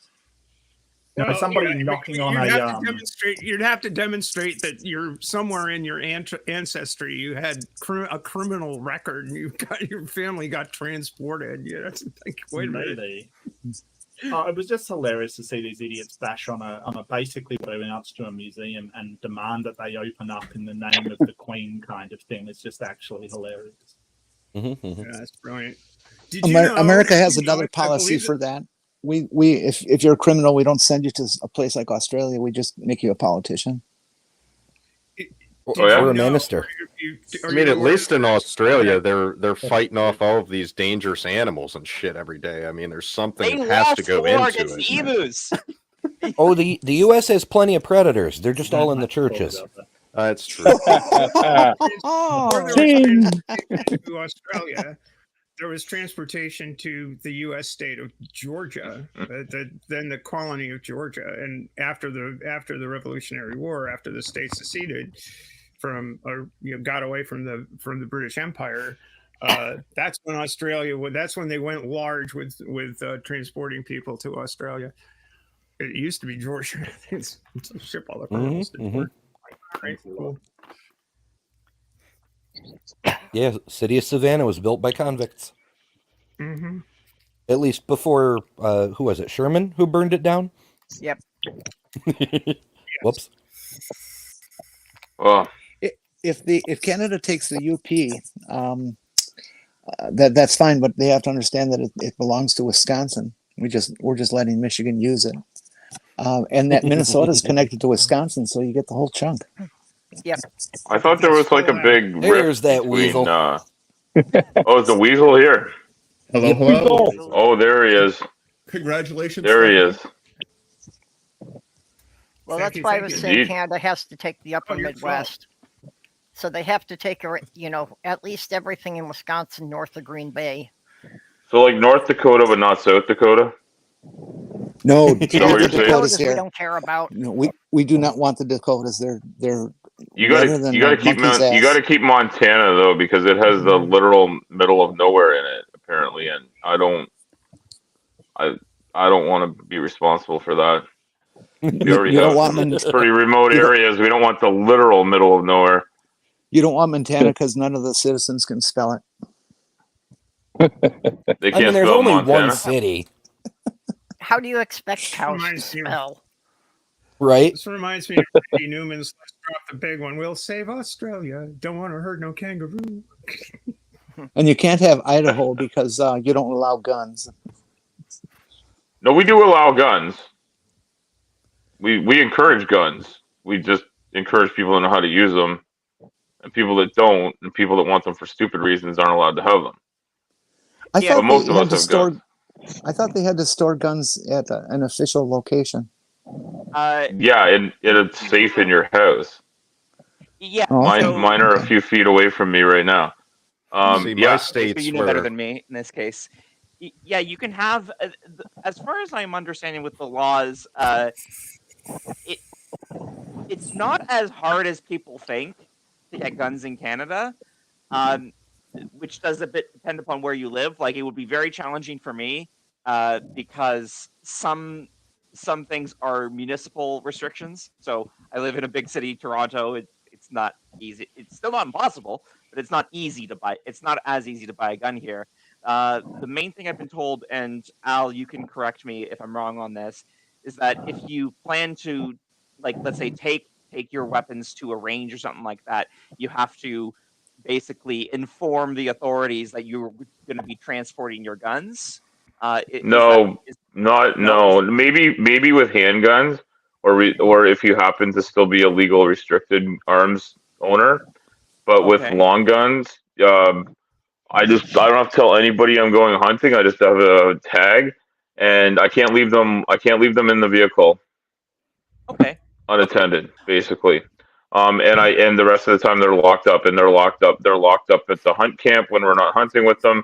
And the only time they're loaded is when you're sitting in a blind ready to go, or in a deer stand, or whatever you're hunting for, right? You don't walk around with loaded guns all over the place. Which is, in the States, though, what you do is you grab a few loaded guns, 6 or 7 off the, the way other people grab M&Ms and stuff. You just shove them in your handbag or down your pants or whatever, and you go shopping, right?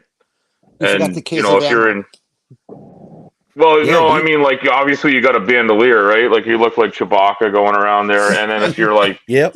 if that's for Democrats, if you're a MAGA kind of person, you get like your AK-47, the Kalashnikov. You put 2 of those on a sling, and you wear those cross-body like that to go to Walmart. See, now Yeah, you, I can you tell can't you're even not vote American. Republican without 6 or 7 rifles on your pickup's gun rack. I can That's tell you're right. not American because American MAGAs will not use a foreign gun. They want an AR-15. Oh yeah, they want an AR-15. See, I was thinking they'd be more classic gun owners. You know, There's No, still a that- few those are- Uzi users. Those for are too Walmart, dangerous. you know, Those- the Uzi, the Tommy gun. Mhm. They bring some of Oh, I those haven't out, seen do a a little bit of Tommy that gun in body ages. slide action. That's Ooh, classic. Yeah. Tommy guns are Chicago fun. style. I'd I- love, I- like, I wouldn't want an actual Tommy gun, but I'd love like a replica or something, just because like it's a cool looking gun. And a replica would be kind of a neat thing to have. I had a I don't friend need a who's real- who's passed on now who had a legitimate Tommy gun with the big container below it. That's not, that's an attachment to the magazine. Yeah. Yeah, and they're 45 caliber, and he had this yard where there was this huge hill in his backyard, it's like a shooting range, and so he could just shoot whatever he wanted, whenever he wanted, because he was in the middle of nowhere. And we took that out and had fun for an afternoon. Wow, what a ride!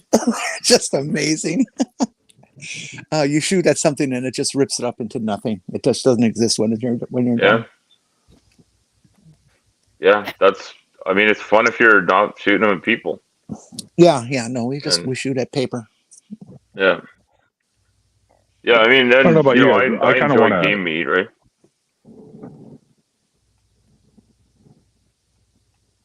You want to what, Neil?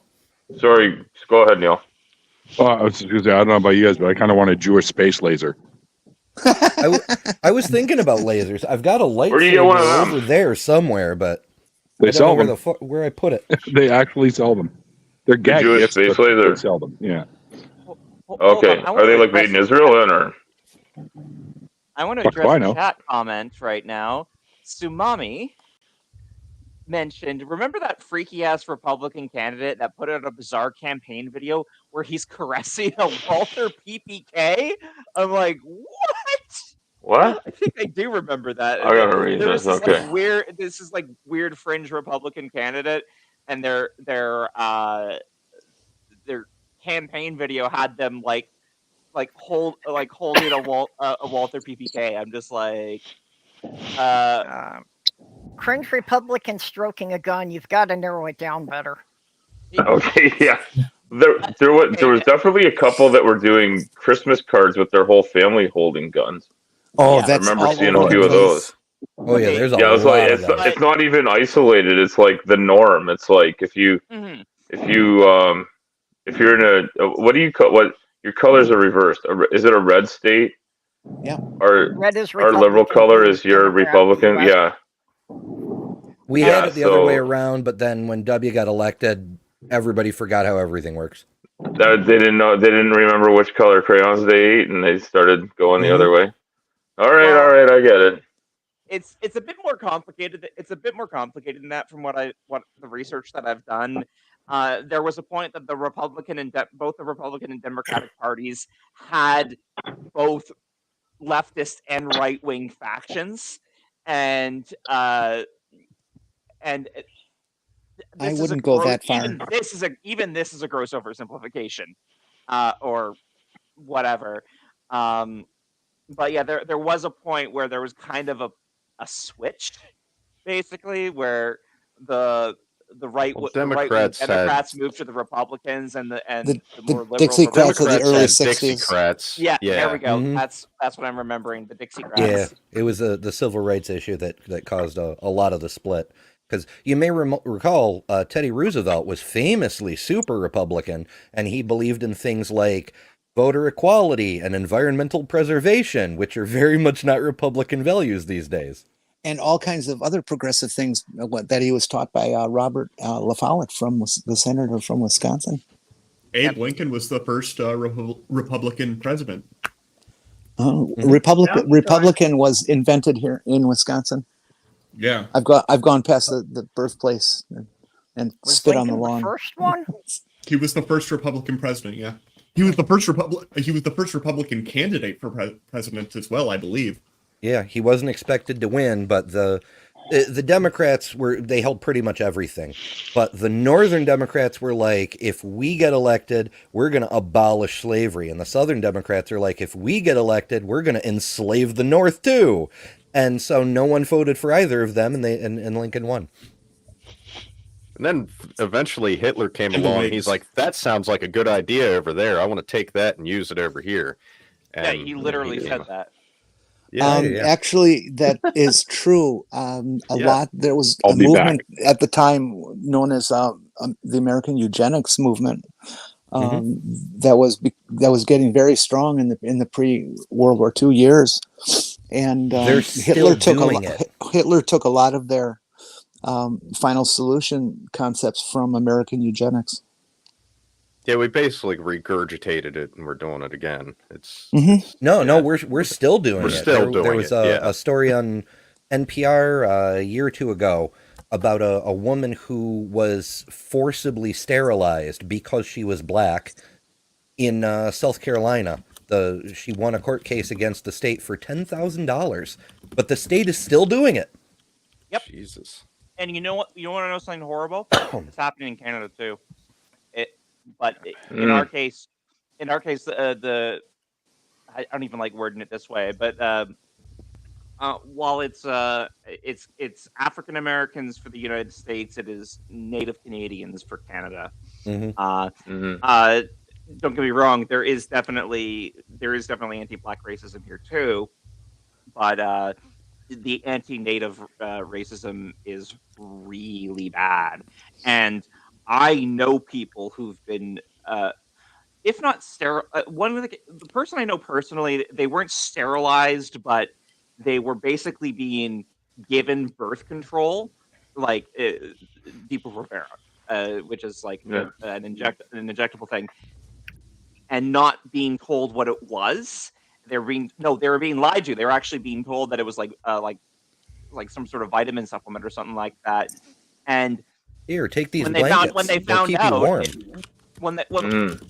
The way the story goes, and I think a very very similar story was in the news as well. But it was like, what was it exactly? So during this time, they were trying to get pregnant, and they were having such a hard time getting pregnant, and so they kept going in. They were constantly being lied to, and then they went in one more time. This was the last time because this is when they found out, and it was like a different nurse or a different doctor there. And the person's like, I'm here to get my vitamin shot or something like that. And it's like, that's not what we've been giving you. You've been getting birth control. And they're like, what? I've been trying to get pregnant for months now. Yeah. And it just so happened this person wasn't in on the whole, we're going to sterilize the native girl kind of thing. And that just happened. Like, that's so unethical. This month is when that came out. Yep. Well, like Titan is saying in the side chat, just in the last few years, there have been a number of cases of people at the southern border in the immigration camps that apparently they have forcefully sterilized women in there. Yeah, this is just fucked up shit. Pardon my friend. I mean, Seal here. Right now, I hope you will all indulge me in a little bit of state of Maine chauvinism going on here. I'm going. What's your show? State of Maine song here by Tim Sample. Now, I want you to listen carefully because this is all about my heritage and etc. So you just go ahead and listen, and then we'll get back to the more serious topics. China, Paris, Norway, right outside your doorway. State of Maine. And up in Poland we go strolling, and with candle pins we're bowling. State of Maine. Down at the Elks Club we play bingo, on the lawn a pink flamingo. State of Maine. We drink beer, but never sherry on the Vinyl Haven ferry in state of Maine. And in the summer, we got tourists, and they irritate the purists, but their money spends the same. We sell them trinkets from Korea, authentic souvenirs of state of Maine. Now, of course, people come from all over the world in the summer. They come to Maine. And they want to do all these things. They want to see a moose. I don't know what that's about. They want to see a lighthouse. I always tell the state of Maine, you want to develop tourism in Aroostook County, put a lighthouse every few miles right up 95. They'll just go right up there. They'll be jammed into Holton on the 4th of July.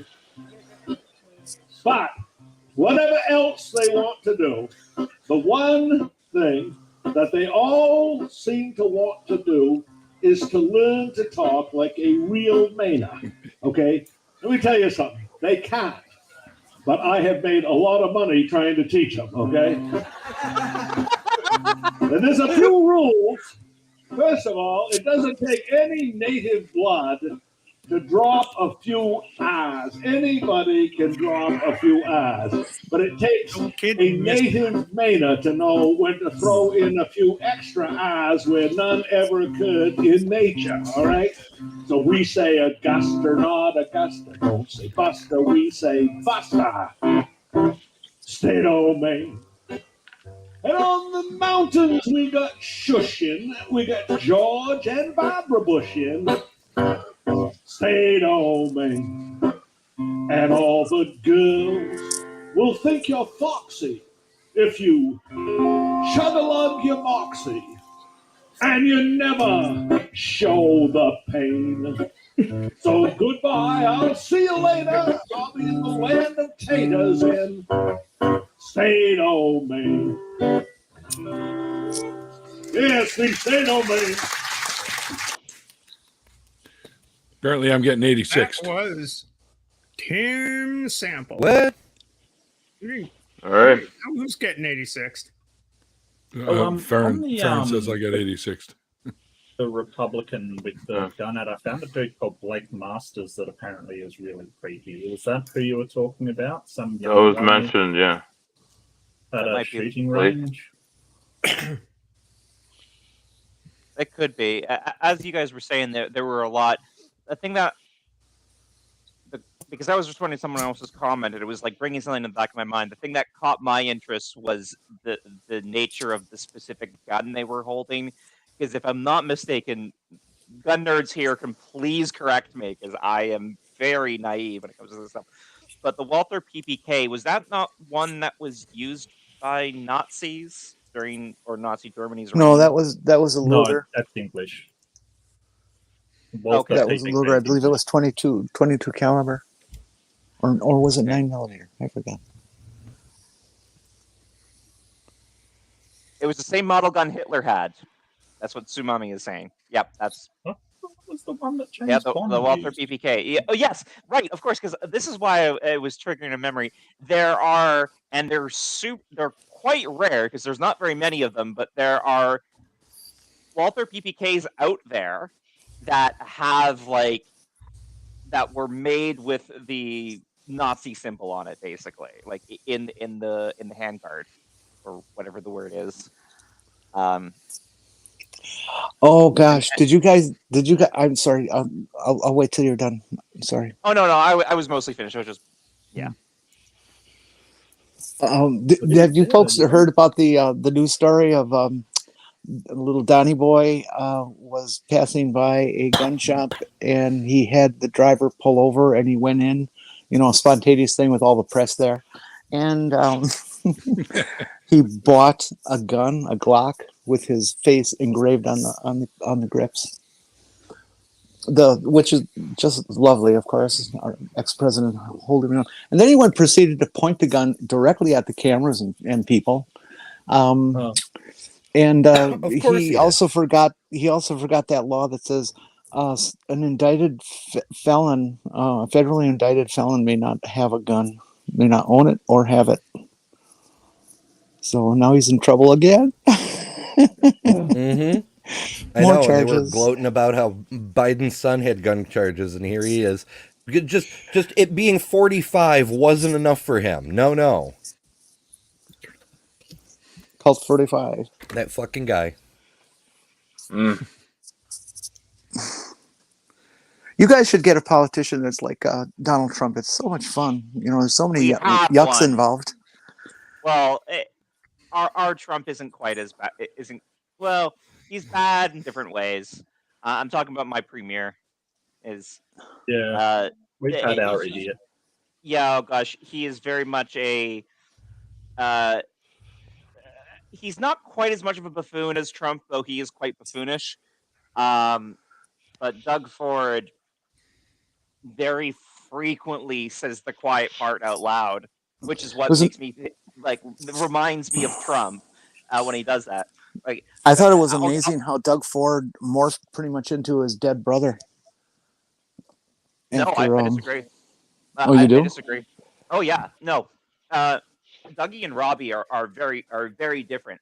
So. Oh yeah, they're not two sides of the same coin. They're two different denominations altogether. Yeah. So. And this is indirect knowledge because I don't know either of them, or didn't in the case of Rob. I didn't know him personally, but I have spoken to people who've worked with both of them. And in the case of Rob, while he was he wasn't the sharpest, he was genuinely well-intentioned, like he wanted to do good things. At least that's the impression that other people got of him. And notably, Doug, because Doug was a counselor at the time when Rob was the mayor of Toronto. Yeah, he was a mayor, yeah. Yeah, when he was the mayor, Doug was a counselor. And Doug... So one of my friends told me a story because he works with like teachers unions. When they were trying to negotiate something with the premier, or no, with not the premier, with the mayor, and while Doug was there, they weren't getting anything done. But as soon as he leaves, and they're able to just talk with the mayor one-on-one, suddenly everything was just working properly.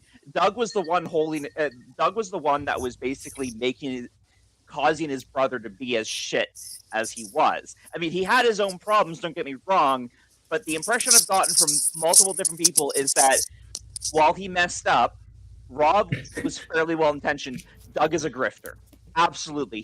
He's fully interested in self-enrichment. And then now a different... I want one more point, and then I will cede my soapbox right now. Very recently, also regarding mayors, actually, when much more recently our mayor stepped down because of a sex scandal, blah, blah, blah. Our mayor stepped down, and then so obviously we're going to have a by-election for our mayor. And what Doug said on camera in an interview is, they better not elect the lefty mayor. You don't say that. You just don't say that. He was so blatantly partisan about it. It's like, I understand you feel that way. We all get it. You're a conservative premier. You don't want to deal with leftists like us. We all know this, but you don't say that out loud. Better they say it, you know who you're dealing with. Yeah. Sorry. Yeah, there's a canned answer they're supposed to have, which is, we're going to work well with whoever ends up being the mayor. And that's all they're supposed to say. Yeah, that's all you're supposed to say. It's like, we've got rules about political speech.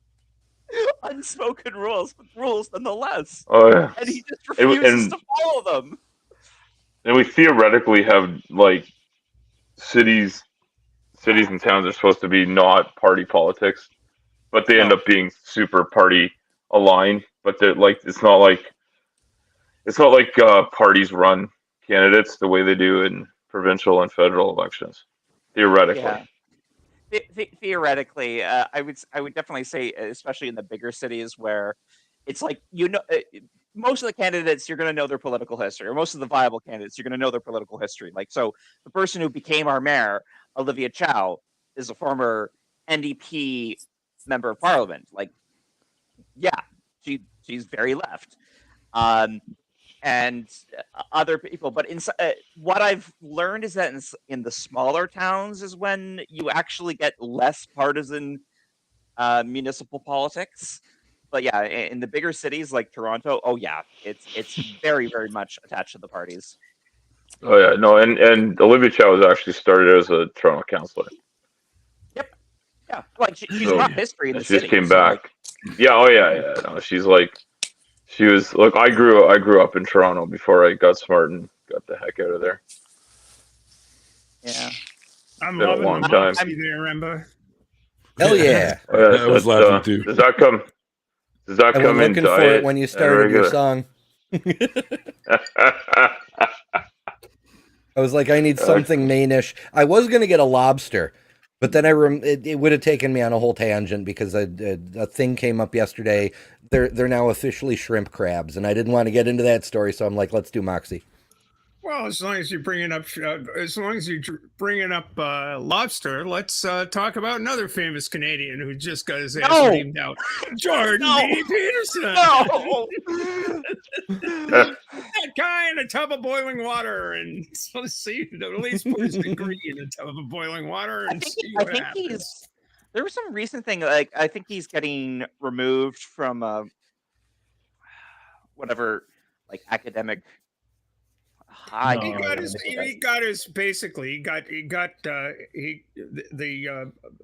whatever provincial board of certification took away his ticket to practice, right? So he got mad. He went and sued them, and the courts basically said, "Yeah, fuck you, go ahead, take a hike." You know, it's like Yep. that's not our job. That's somebody else's job.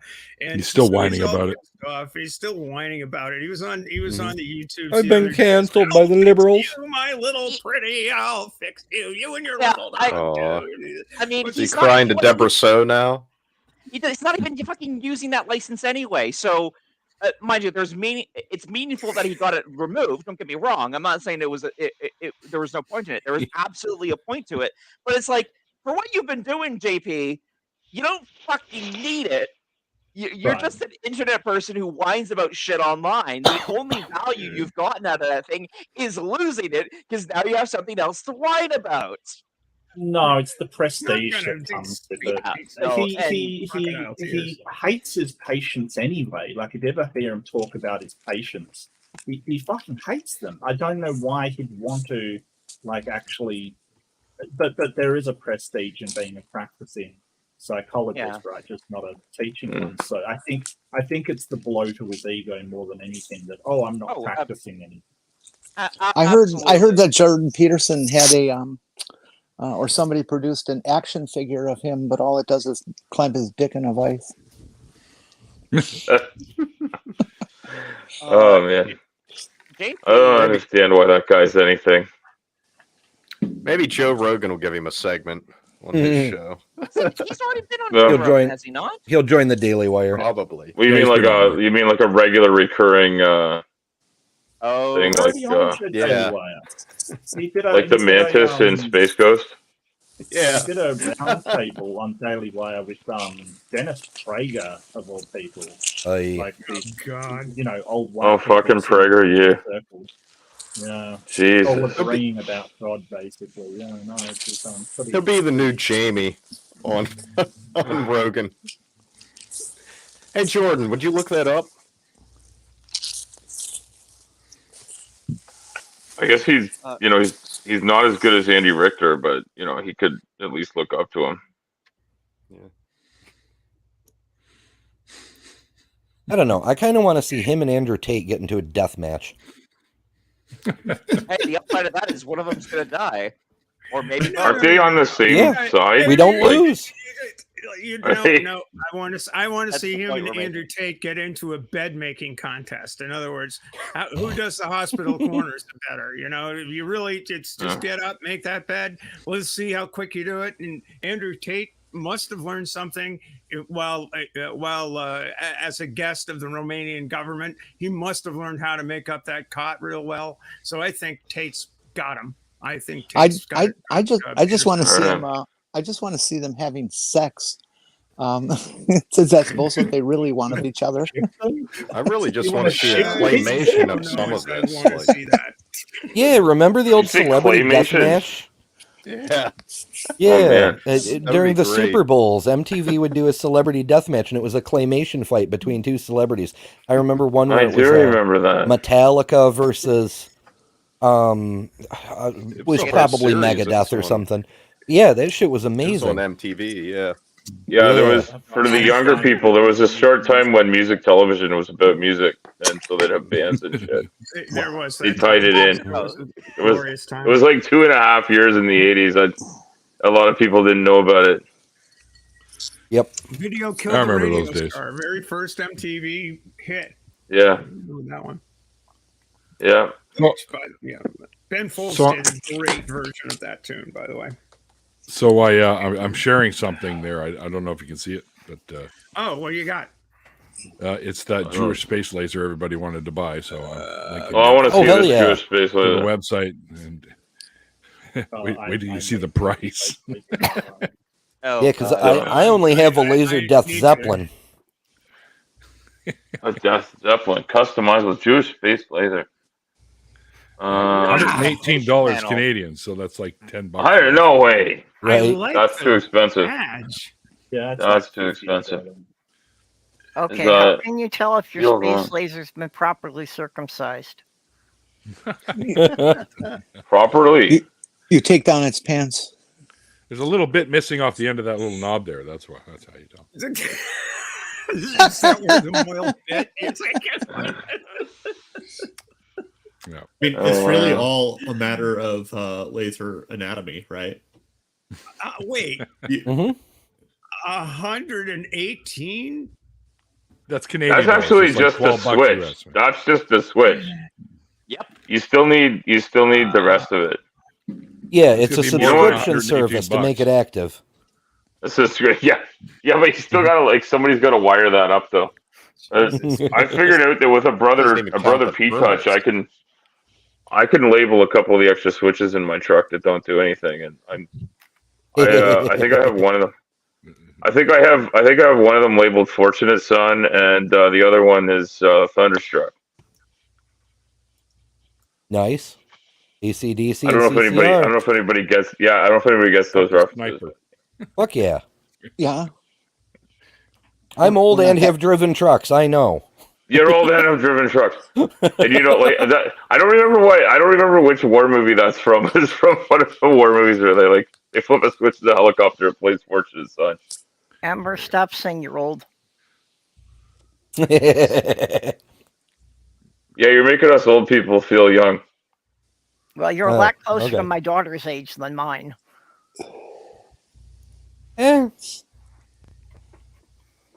By the way, it's my birthday tomorrow, and one of you can buy me that Jewish space labor if you'd like.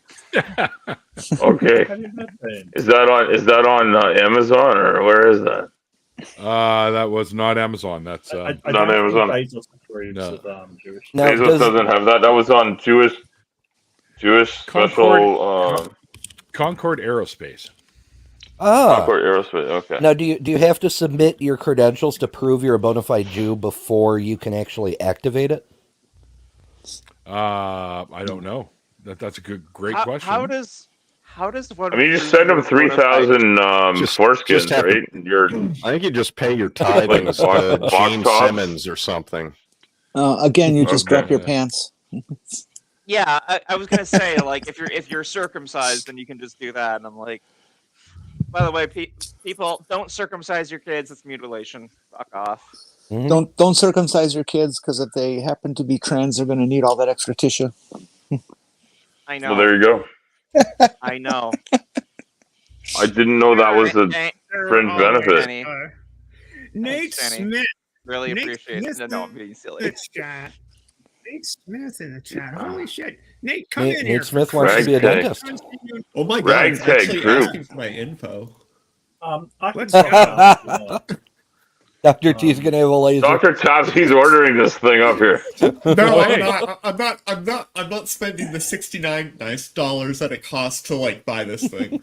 So I mean, I will actually leave to get Nate on the get Nate. It's okay. On the I show might here. drop Holy out, shit. Steph. I'm not feeling. I'm feeling a bit under the weather, so I might drop out. Yeah, you mentioned earlier. I hope you feel better. You got to Yeah, stop yeah. wrestling kangaroos, mate. That's not That's right. that's not a thing. No, the kangaroos are fine. It's the emus. It's the saltwater crocodile. yeah, I mean, yeah. I hope you feel better, Mark. And they've been cocky since the war. Have some moxie. We would all feel have some moxie. We would all feel as bad as you if we had to spend all day upside down. There were That's two right. emu wars. There were two emu wars, and they won both of them. No, there was only one. But guys, when does the plane turn over if you fly there? And it was a draw. Oh man, that was a great question. Ember, I'll see you tomorrow, and yeah, good night, everybody. Have a good night, everyone. Night. Good night, Mark. Night, Mark. Mark. Nice to meet you. So much. Thank you so Or day much. or whatever Mark, it is. really We can't miss you unless you leave. Oh, Yeah. Oh, come on. I was going to offer up the ancient Australian tip of cocaine in the hot water bowl to get rid of a head cold. How'd you know that's what I was drinking? That's an interesting home remedy. I'll have to try that sometime. It's from Crocodile Dundee. The guy's like trying to snort the stuff up, and it's an Australian movie, I'm pretty sure. Oh, Bree is here. Come on, Nate's new chicken to come on because he says he's buzzed, and here's Neil over here. Bree is always buzzed because buzz. You get I mean, we get Canadian in the name. Shit. What are you talking about here? The trying to clear brain some for of the disaster, man. There's an iceberg. We're just waiting to hit it if that happens. Oh wait, we lost Jenny. We lost Jenny. There you Now we are. got Jenny. Thank you. What's that? StreamYards and I have been having a feud for a number of years. And every once in a while, no. she wins and just kicks me out. That's not cool. I've been meaning to ask, what's the No Not Montreal about? Just something stupid to put on there. There's no real meaning behind it. I like Montreal. Montreal's fun. Yeah, Montreal's My When I was- relatives when I come was- from Canada, French Canada. All right. I was think it's in 19 years Montreal. old. When I was 19 years old, I took a trip to Montreal. Now, mind you, when I was 19 years old, when was that? That was 1972 or 3. I was 19 going on 20. And I took a trip with a couple of friends to Montreal, just go up to Montreal from Maine, see the sights and all of this stuff. Well, in 1972, there was a little small altercation that the United States of America was involved with in Southeast Asia, and there happened to be a law at the time Never heard of it. about registering for the draft, and so I traveled to Montreal, these people, and I was a dirty fucking hippie at the time. My hair was about the same length as it is now, and and I had I was Am I a dressed dirty funny and hippie? stuff. Yeah, you are. But Okay, just checking. You're just Canadian. Yeah, no problem. But Dirty Canadian hippie. So getting into Canada, going across the border into Canada, where are you going, Montreal? What are you doing? Partying. Who? It's like, well, we're just having. Do you got any money? Yup. You're gonna spend it? Yup. Okay, you're in. Coming back to the United States. Coming back to the United States, on the other hand, was you over here, you out of the car. Now, at the time, I actually had a tab of acid in a button, and I was like, "Oh, fuck!" Because it's like, I had some fun in Montreal. It's like, hey, let's trip balls and wander around the town and do stuff.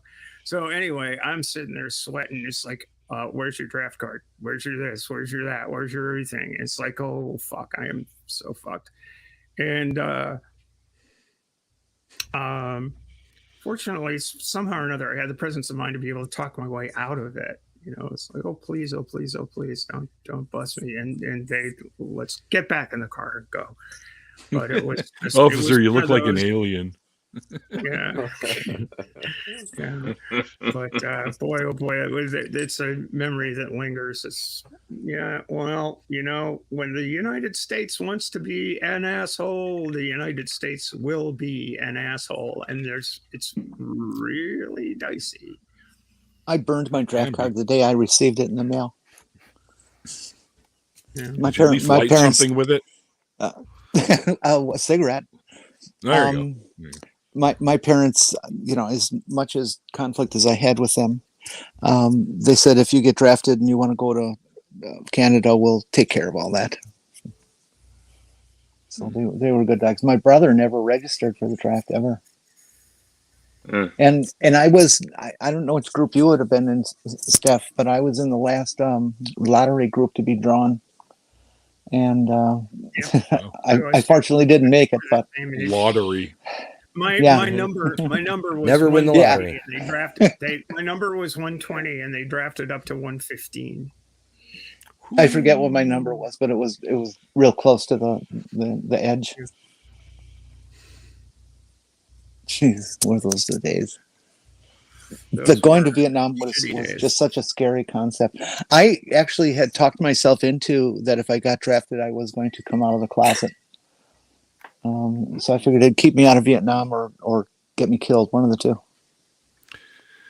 It's risky though, because a lot of people were doing it, were faking it just to not have to go. Yeah. Well, including such luminaries as, oh, I don't know, Donald Trump. I don't know. Let me see. Ouch! My bones stirred.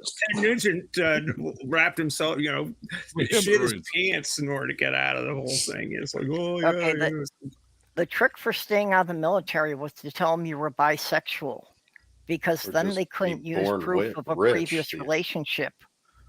Just be born rich instead. The birth lottery. I mean, there's that. Yeah, there you go. Yep. And that works. Other lottery I missed. Yeah, except it didn't work. When they put the lottery in, that they sort of got rid of all the deferments. I mean, there were a number of deferments, and you know, 2S was if you're a college student, and 4F was you were physically unfit for military service. And so I was gonna go for the 4F.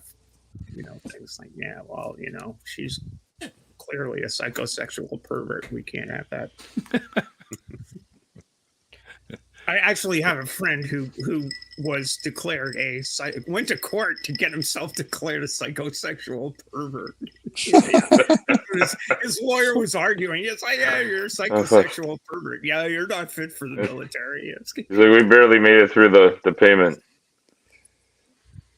But you know, if you had done that, I bet you your record would have followed you, and if necessary, somebody would have brought that up and crushed your life if necessary. Yeah, I wouldn't have been able to do half the things I've been able to do as a psychosexual pervert. You know, you're kind of limited in your. Next time you're in my stream, you have to use that as your name. Psychosexual pervert. I'll do it. Yeah, I'll totally do it. That's like, what the fuck? I haven't heard that one. I've heard a lot of them, but I haven't ever heard that one. It's because like a lot of people think a PSP is like some sort of like a game console. This guy went to, you know, protests and all this stuff, burned his draft card and was all this stuff, went to Canada, left Canada, couldn't take that stuff, and got arrested on the way back into the country. Oh, and nice. that's how he wound up in trouble. And that is, you know, oops. Yeah. I just didn't want him to cut my hair short. It was, you know, I kind of had the Neil look going, and yeah. My hair's I feel you there. That'd be a disaster for me. I remember when the first time I ever shaved my head, because I shaved my head a couple of times for charity for the Wigs for Cancer or whatever, back when it had color in it. They won't take it now. But I shaved it. And the first time I woke up, I remember the second day, I think, without the hair, I woke up crying because I had a dream that I still had my hair and stuff like that. Right? So, Aw. yeah, it was a nightmare. I woke up going, oh, man, what did I do? And then I realized, oh, yeah, right. So, and hair grows back, and it did. I have a grandniece who completely on her own volition, when she was 5 years old, she had really long hair. She decided she wanted to have her hair cut off so she could give it to one of those Hair for Cancer Kid wigs program. Mm-hmm. And then she did it again. She grew it out again for a few years and did it again. I actually did that, believe it or not. I'm still waiting on it to grow back. It's been about 10 years. I don't know. Just call them and tell them you want it back.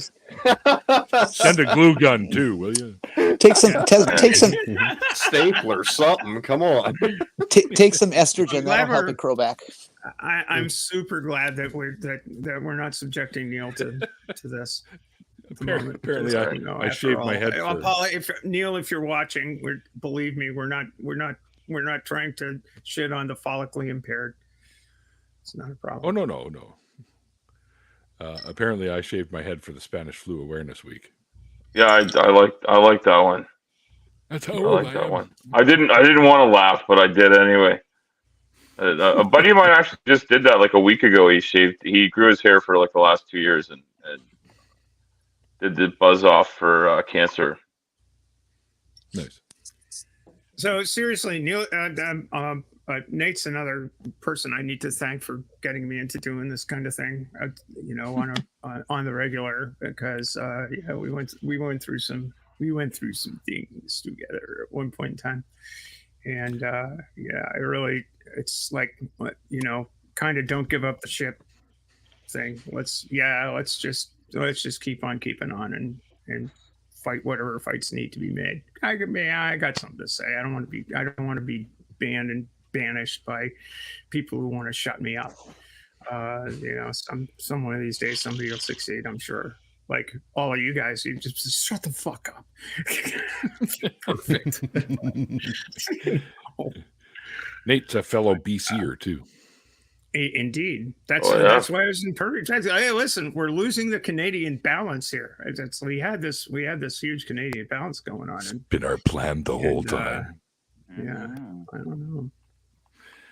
See, we sent in people like Jim Carrey and John Candy and stuff like that down there just to pave the way for us. Well, Neil Young. Yeah.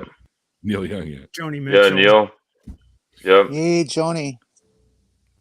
They just gave Joni Mitchell one of those Lincoln Center Lifetime Achievement Award things, and it was a 2-hour show on public television of all Joni Mitchell stuff, done different covers from other artists, and it was just spectacular. I've been a Joni fan since like '73, and she's sang both sides now. And she's she did. Actually back in voice and back in guitar, and she's actually performing after she had the aneurysm stuff. And you can tell that she has stability problems, but God, I love her. I just love her. Still keeps doing it. Yeah, Tsunami. Harry got kind of weird.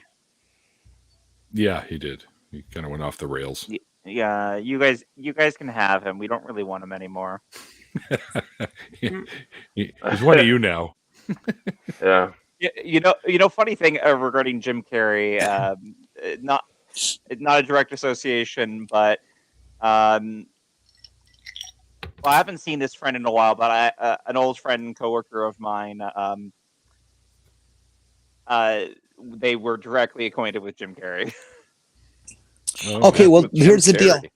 Here's the deal. We'll take Jim Carrey, but you also got to give us Katie Lang and Michael Bublé. Sorry, can't have Michael. Yeah, that's exactly what I was thinking. I'm like, you can't have Michael. Katie, we're used to Katie. You can have her for a while. What about? No, I can't think of anybody we can give up. We got a lot of fucking talent. I want Ryan George. You can at least There's throw lots of room for it to develop. You can't have more than 5 years left anyway. He died a month ago. He Yeah, did. Yeah, we'll take Bieber. Yeah, he actually died this time. Oh, It's like last I heard, he the was still performing. oh, I know the first 10 times he died, he was interviewed and he said it was news to me. I'm always the last to know. Oh, right. Nate said, only if you take Bieber. Oh yeah, too. we'll give you Bieber. No, you can't have Alanis. She's one of my favorites. Yeah. Take Bieber. Take Drake, please. Yes, Fuck. Gordon. Yeah. Oh yeah. Yeah. The Tragically Hip. Marvelous. Who is- Marvelous. I didn't know Gordon. Oh yeah, I love the hip. I didn't know Gordon Lightfoot was dating Jenny McCarthy. I had no idea. What? Really? I didn't know that. I don't know. Farron's talking about it there. But I mean, She I said think she the was going to chat's a stay little- loyal to me. What the fuck are you talking about? Jesus. Then maybe wouldn't there have been like a 40-year age difference? I mean, Something like that. 20 anyway. Gordon Lightfoot. I think he was well into his 80s, if I'm not mistaken. 84. It said. I just looked it Yeah, up. 84, Yeah, yeah. you're right. Yeah. It says Yeah. he died May 1st of this year. He was in a, Yeah. I was kind of a folk rocky person. I was like, my sister was my sister and brother were basically the silent generation kids. They were born in 38 and 40 respectively, and so there's a huge generation gap. But my sister was really, really into folk rock and folk music and stuff, and that's where I got into that kind of stuff. So I was a Joni fan and a Bob Dylan fan, and the Weavers and Pete Seeger and all that stuff when I was small. And that and musical comedy. It sounds like a really weird mix. But Oh shit! Oh, hang on. No, I'm the fuck. same on that. I'm a big fan of folk guitar from Hello. the 70s. Sorry. I was also a big fan of Get on the Tom shoe Waits. there. I like that. Who is on the shoe? That was, Maxwell Smart. Neil knows how to bring one back. I love that. You muted yourself. I think I can't hear you. Oh, sorry. I said 99. Yeah. Yeah. 99 was on the phone. She's telling me I'm double parked. Would you believe? What? Not quite close You enough. believe? Well, wouldn't you believe? What'd you believe? Yeah, well, you know what? I got a child with autism, and Jenny McCarthy's full of shit. Yeah. So is Buddy. I was gonna say Buddy, what's his name, but I don't want to put down a really good band from or a group from what are they from The Rock there? Buddy, what's his name, and the other feller. So Sounds like a band what name is that right thing? there. Yeah. That is no Buddy. What's his name, and the other feller actually is Buddy. What's his name, and the other feller really is a. That whole autism seriously? thing, though, from like That's that started from some scam artist. Over Yeah, in the some this UK. guy, doctor bullshit. They took his medical license away. Anyway, but Yeah. fuck. I forget the guy's name He got- again. He got He's a debunked piece of ages shit. ago, and Andrew Wakefield. she just keeps on promoting it. Yeah. He's still out there doing that shit. Yeah. Except now he just doesn't call himself doctor, but he's still doing the Yeah, same you can't crap. call himself a doctor. Well, and And originally he originally Andrew did not Wakefield. want to. He didn't want That's to it. Yeah, dissuade Wakefield. all vaccines.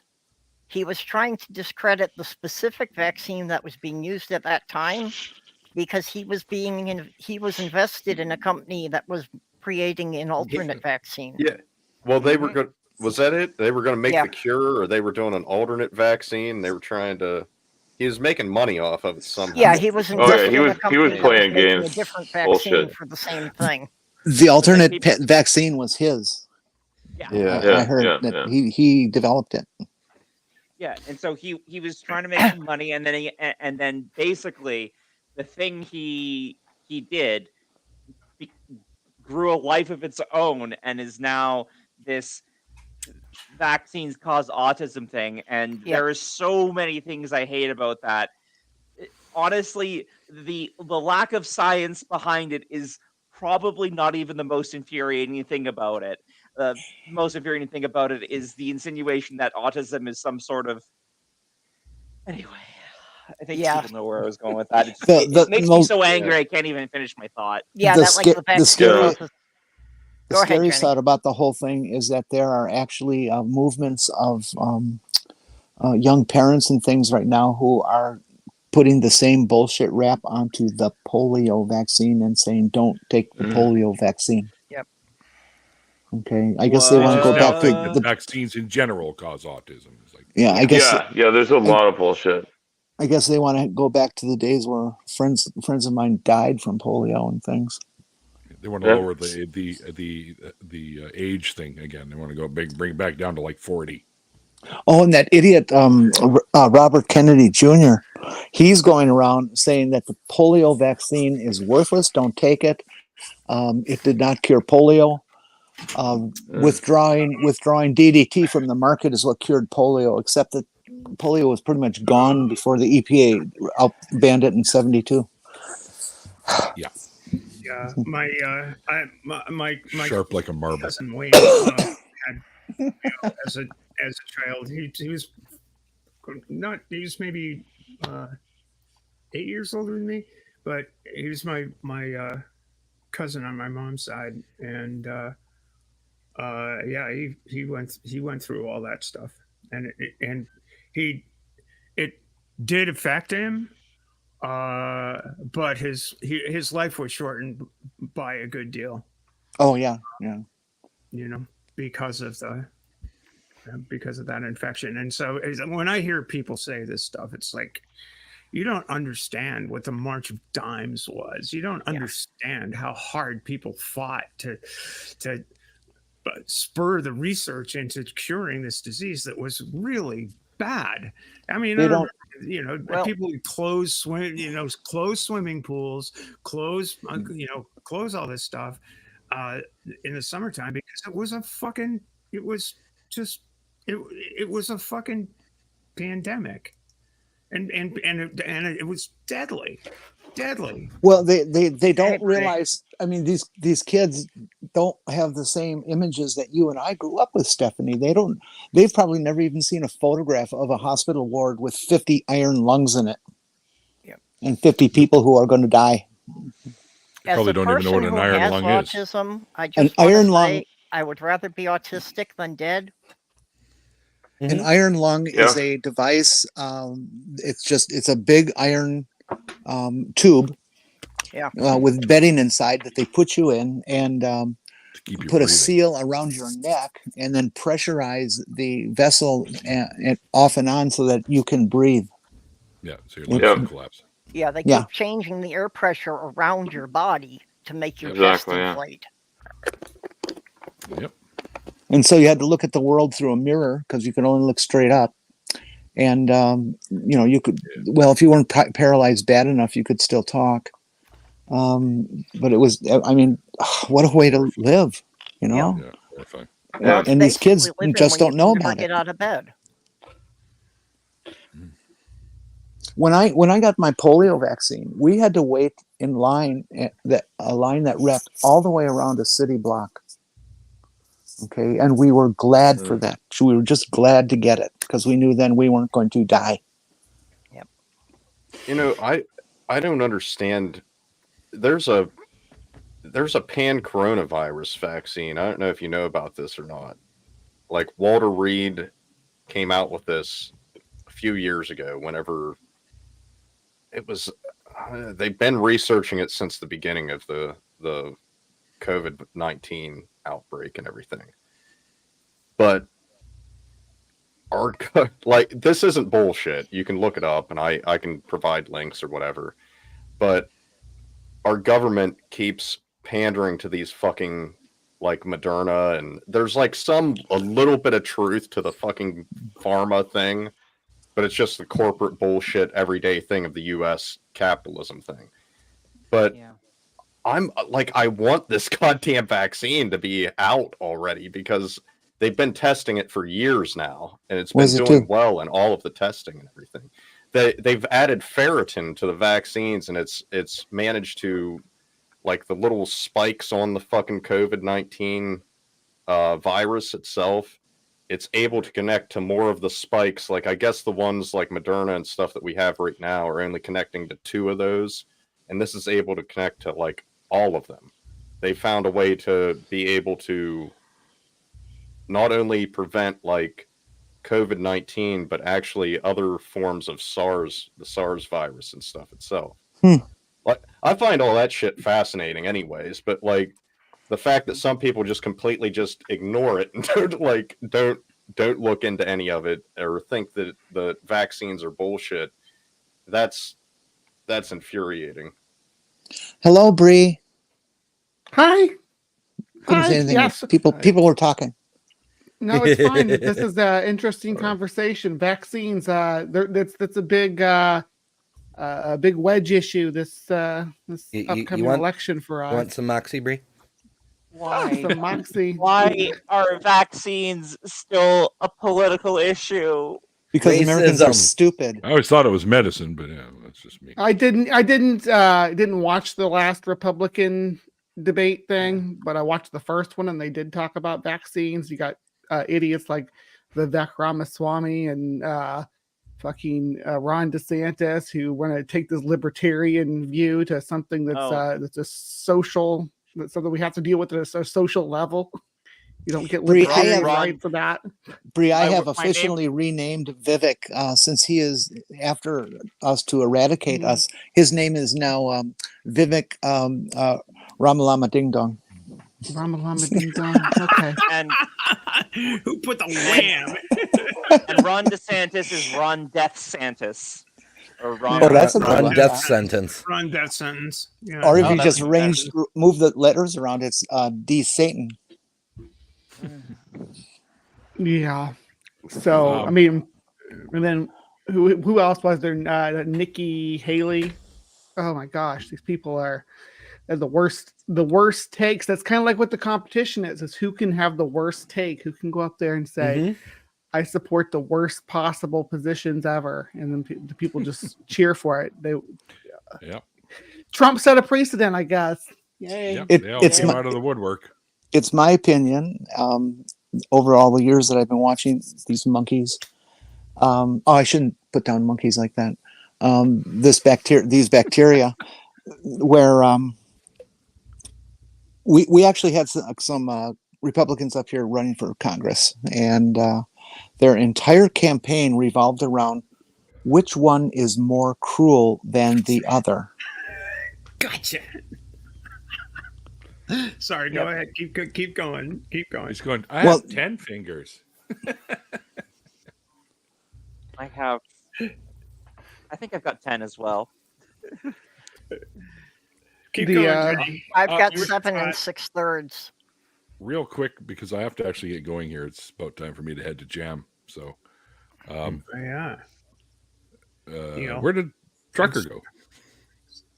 Al, where'd you go? He said he dropped out to leave a seat open for somebody else. Oh, damn it, Al. Okay, well, message me or something on Twitter so we can set your. You're about to get kneeled. You're gonna get kneeled, Al. And get one of these interviews? And then we'll have an after party, and then you'll get to 25 subscribers. Damn it! Yep, that's right. At least, come on. There you have it. By the way, am I up to 300 yet? Come on, people, let's go. What the fuck? 211 when I look. I'm unbelievably disappointed. Jesus Christ.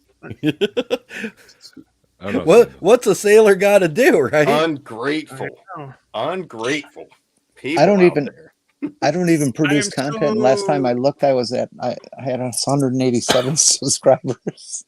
I'm so grateful for everybody that I've engaged with. We need to guilt and shame them into liking this and subscribing right now. Jenny, that's the standing queue model, that you don't produce any content until you have 1,000 subscribers. That's who I'm following, exactly. And also there's the Titan Uranus model, which is to say never. I will promise, if you get me to 1,000 subscribers, I'll promise never to provide any content whatsoever. It's working for him. It's amazing. Titan Uranus is successful. Titan Uranus is successful because it's true. It feels better. Ember, Mm-hmm. it is your cue. Let's go. You know what to do.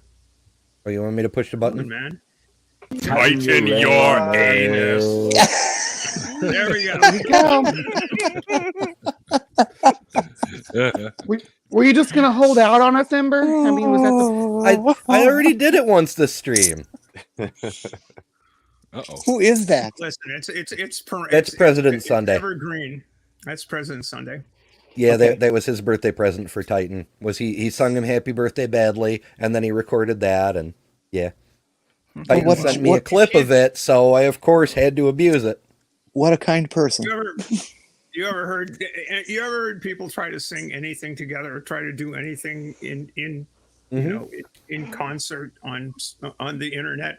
It's really bad. Doesn't work. It's wonderfully awful. We've come a long way, but not that far.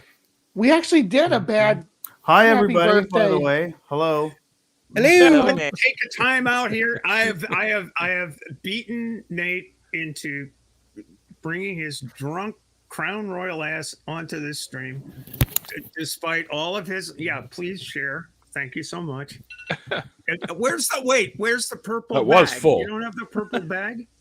They don't come in them No, anymore. they don't come in those anymore unless you spend like $50 for the bullshit. fancy That's Crown bullshit. Royal, Oh, yeah, which yeah. isn't really That's that much utter better. bullshit. I got a couple stashed somewhere, like in storage, I think, Yeah. from back in the Yeah. day. I used to put my D&D dice in them. But Yeah, I Nate, used to put my how are weed you? in there. How have you been, man?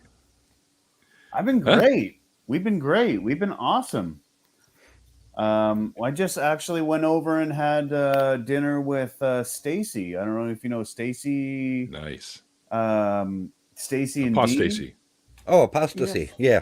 Stacy. Yeah. Yeah. That's awesome. And Stacy's mom. And Stacy's mom. Yeah. Mhm. And she's going down to help Dave Warnock with his palliative care. So we had a good Oh, that's visit. We awesome. had some burgers, and I made sliders for her kids. And she's like, I don't know, my kids are pretty picky eaters. And I'm like, your kids are gonna eat my burgers. And yeah, I brought 16 burgers, and they all got eaten. So it's a good visit. It's a good visit.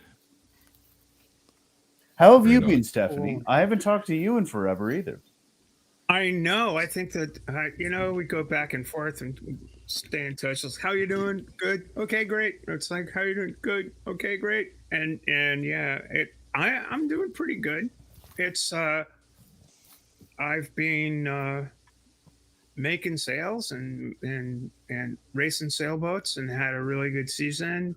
Sales as in oh, SAILS? That's the one. Yeah. Right, Yeah. right, okay. Not And, like Wolf of Wall Street sales. Nate, are you from Canada? Yes. Nate, yeah, it's the same province as me. He's Well, a you guys British have Columbian. you guys All have a y'all lot are of Canadians. What the hell? you guys have a lot of eye candy up there. You, Neil. Oh gosh, you betcha. We're all real fucking sexy up here, bud. Don't you know? Oh gosh. Hey, yeah, you betcha, yeah. Speaking of which, I got to run to yeah. Tim's. Yeah, he's gonna get himself a double. Yeah. Oh, these guys are gonna go out to. You never Timmy's take the after last this Timbit. thing's over. Like, How you Never going, take bud? the last Timbit. Not so bad. No, you'll lose a hand if you do that. That's right. yeah, Oh, yeah. qualify All right. for the J24 Worlds Yeah, I know. in Seattle, where I'm, etc. Neil, okay, we'll give Neil a- Real quick, I've got to fly. I got to get out of here and go do some singing. So, But, Go have hey, fun. Nate will rep BC while I'm gone. it's good hanging out with you again, Neil. Yeah, for sure, man. I'll be up there at some point, so we'll see you again soon. Yes, yes, you got to come back. Indeed. And I want sliders too, you bastard. I want Done. sliders. Call it done. I will lure you with my I my want biscuit. sliders. You guys need to slide over to this side of the country and come say hi. Come on. No. There's less of you, so you got to come this way. But I I'm don't want a more whole bunch of important. us coming your Technic- way. You know what? We should have L just drive a really big bus. Al Bus Party Man. bus. Fucking party bus. I mean, if you can drive a tractor trailer, you can drive a bus. Just I mean, saying. you know what? I do kind of one of these days. I do want to take the sleeper train over to BC. I figured that might be a nice experience. I know flying is more efficient, but like, I don't know. I feel like just going that across Canada on a train. There's something nice about that. Yeah, trains are cool, and flights are freaking stupid anyway. You have to wait so long to get through security. You could already be there if you just drove. Yeah, I really like trains. I like trains. Hold on. Where is that? Okay, Planes, there we go. trains, automobiles. Yeah, Trains, you I can wish see the a lot of U.S. would country invest stuff. in inner-city trains. I like trains. That's great. That's awesome. So, I when you I need went, to send me a link for that. My oldest It's not is av- not it's only not- trans, but takes the train back and forth to college. Okay, it's not available right now. So I got this a year and a bit ago. This is on because this is from Tom Scott, the guy who makes the Astif movie stuff. Because this is like the I Like Trains kid. Yeah. And they made it, and so he released this for Pride for June, the month of June for Pride. And I got a bunch of other things from him as well. I think he did have it again this past Pride, so I'm pretty sure he'll have it available again next Pride. I'll have to keep an eye, or maybe I'll set a Google alert for it. Wonder if I can do that. They need to somehow work that into the I Like Turtles kid, so he can be like have his face painted and be like I like transes. I like trans. I like trans. I like trans.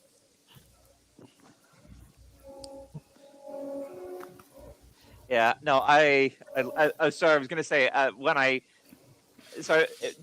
do go to Montreal, I take the train because it's a lot less expensive than the plane in this particular case, and while the bus is even cheaper, the bus is a lot more uncomfortable. The bus is sketchy as shit, man. I'm from Ontario too. Taking the Via train is a much more pleasant experience. Oh my god, I love the Via, but anyway, I wore that shirt on the train. Because I'm just like, yeah, I'm this trans girl going to see my trans boyfriend on the train. So why Trains not? on trains. Mhm. Trains on trains. Trans on trains for trans. You're in Toronto, right? I am in Toronto. area? Yeah, right. Are we starting a trend of trans on trains? Yeah, it is. It's been developing over the last few years, and it seems to wave in and out of its popularity, but it's always there. That's for sure. You got to go on a train and take a picture of yourself on it. That's all. Wait, Okay, your name is interesting. Canadian Men Are Hot? Sure, or cold. I like it. One of the two. We're not sure. Or well, usually both. I did put Canadian was men gonna are say hot something even when about they're cold, hot but that and was too cold, many but I don't letters, so know I if had to shorten it. But I suppose that would be a bridge too far. I don't want to, I don't want to cause distress. I've been hitting on And Neil that for years. coincidence- Really? He's a handsome man. I got to meet him in person it was almost 2 years ago. When I was on my way out to Victoria. Was it 2 years ago? Yeah, 2 years ago. And I'm not a small man. And I remember getting out of the vehicle and being like, "Holy shit, dude! Don't eat me, please." How tall is he? Like 6'4"? He's like 6'4". Really? Yeah, he's like 6'4". He's quite impressively large. Oh wow! He's daddy sized. Neil looks great, but that voice is just such a sales tool. Holy cow! Yes. Hey, And now he's Swiss 6'4". I That's think my I'm going to long-term Vancouver. strategy. I'm just waiting for Neil to make it big. I've already reserved all the trademarks on atheist biker pirates from the internet. He's gonna sell his .com to him. Can we all? No, I've we all already agree? designed it. I've already designed a toy line based on all the people that have been on Neil's show. Well, they all got to be Pastor Legos. says, "I'm a Canadian An adult man." toy line or No, just action figures. Save 50% on adamandeve.com with code Pirate Biker. Oh, I love that. You know, I mean, doesn't that sound like it could be the next hit Netflix cartoon series? I mean, it'll definitely compete with llamas with hats. Oh man, I have my friends and I had a Facebook group and like a little clique of friends that we called the Llamas with Hats after that series. Amazing. Yeah. Carl, that kills people. Yeah, Sloth Girl's son showed me that series. Maybe it was still stimulated by that Twitter rage that went for a while of snakes in hats. I'm not familiar. I'm not on Twitter, so please fill me in. It's a series of pictures. Some guy actually makes, or girl, I don't know who it is, makes hats that fit a snake and puts them on snake and takes pictures. Cowboy hats, chef's hats, military hats. It doesn't matter. They do it. So It is what it claims to be. Okay. Oh, I haven't seen a Viking. That would be a good one though. Did you know if you drop little hats into your sea urchins tank, they'll put them on? It's I've just heard that. natural. No. They'll naturally, cause they in the wild they put shells and stuff on top of them as a defense measure. So if you put little hats in there, you can actually buy sets of little hats specifically made for that to get your sea urchins to wear. They got everything. I've seen Wizard videos of that hats and- happening. Yep. Okay, citation needed. I need to see a sea urchin wearing a hat.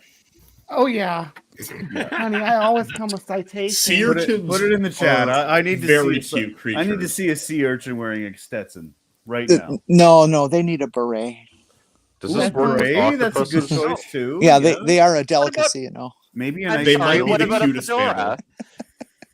Come And on. I I say wanna this see an as this adorable octopus in a little Here you fedora. go. Here's a Stetson and a Viking hat right here. Okay, so Oh, that boy. explains why that sea otter had the collection of tiny hats.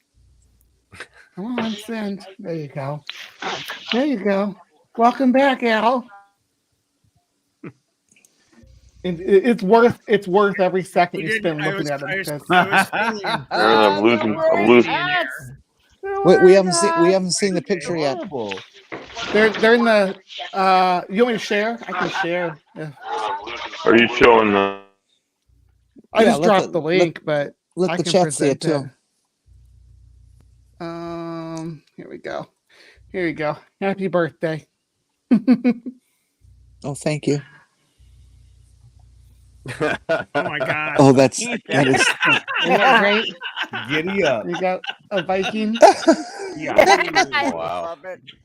That is You get a little adorable. set of them. It's got a coolie hat and a crown, top Nice. hat, some ball caps. Oh, I love it. Here's one in a. Run it sideways, but it's got a top hat on. This one's very classy. I mean, How do they that get like that class, one. right? How do they get it on Take with it no out. arms and hands? Hats are amazing. All They they need use is the some little- tiny little boots now. They use their little things, their little spiky bats. Move it up there. Yeah, they just doodle it till it's in place. It's like sea urchins have the advantage of a number of appendages to hold the hat on, which I think is pretty cool. You know, I mean, there's that. They've got that going for themselves. A little bowler cap would be great. Here's some with Thank- Santa hats on. I want Oh, to see a that's sea great. urchin and a trilby. Thank That you. to me Ah, is like- Trilby. Like Thank you, just Bree. slightly pointed down, Uh-huh. a la like Goodfellas, kind of Elliot Ness, looking bad. I want a 1776 urchin. you want him in a tri-point? Yeah. Okay. Actually, I was just thinking you start with a tank with a divider in the middle, and you put the tricorn hats into one side, and you put the British hats in the other side, and then after they've all got them on, then you pull the divider up. You know, actually, that would be a great theme. A series of urchins with the hats of American history. You know, that's The good coonskin news cap is- and There's no MAGA hat. With no sea urchins wearing MAGA hat. They probably couldn't Well, get them to put them on. they They have to do that probably for the wouldn't know what's series. going on. Hey, though. The They MAGA put on the hats MAGA all hat. start fighting each other. While They everybody put on- else is like, "What are these guys mad about? I don't understand."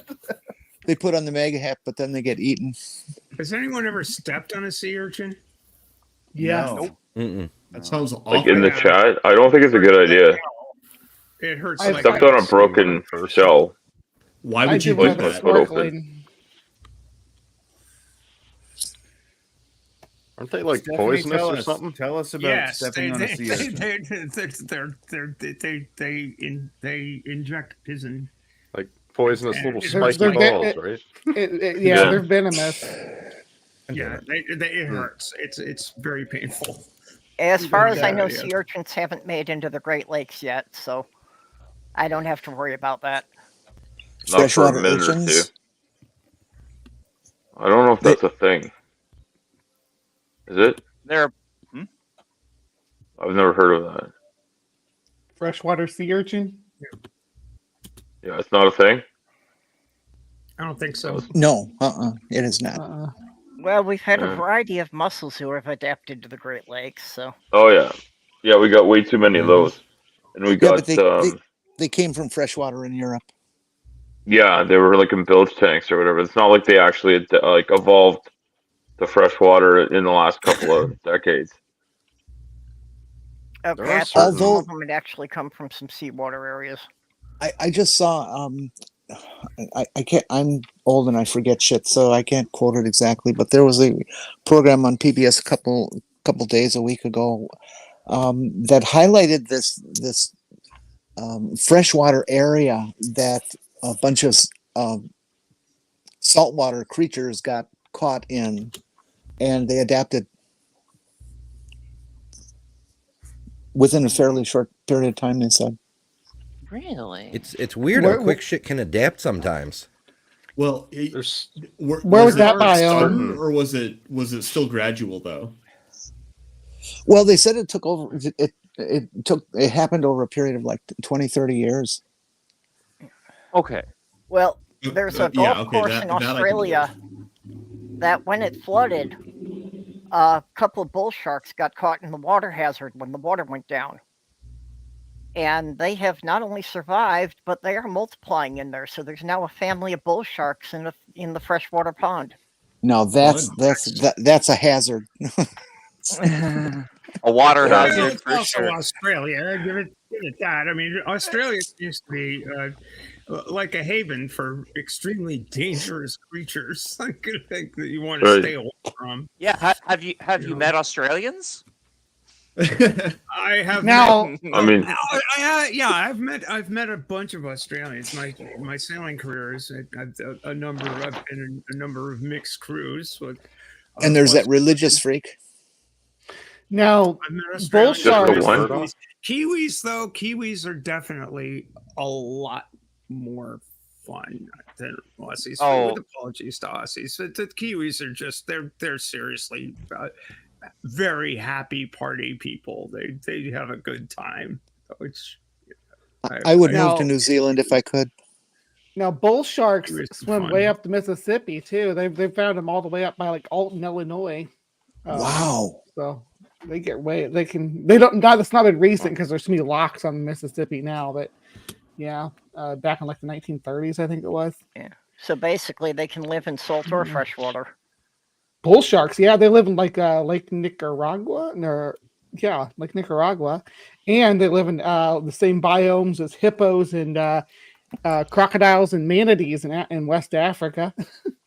I heard somebody say freshwater manatee, but I didn't hear anything else other than those words caught my ear. And so I don't know what it was related to. Maybe it was a fantasy. Maybe it's somebody making an observation. I don't know. I'm sorry, I have to interrupt right now. We've got somebody fun in chat at the moment. I saw that. Oh yeah. Some troll has decided to come in and I don't know, pretend that we care. Oh, I mean, we could pretend to care. I mean, they Hey, could just. I I don't want to wake up. I just want to see evidence. That's all I want to see. Just give me some fucking evidence. Let's invite him Give me into the something to chat. work Good with. night, Alma. Hey, Seven hey, o'clock. Top G, did you know Night, that Elma. the correct spelling the correct spelling for Bible is Come on in. BUYBULL? What? Yeah, that's true. I grew up. That's I true, grew up actually. in an independent Baptist church. I'll gladly have a conversation. Let's do it.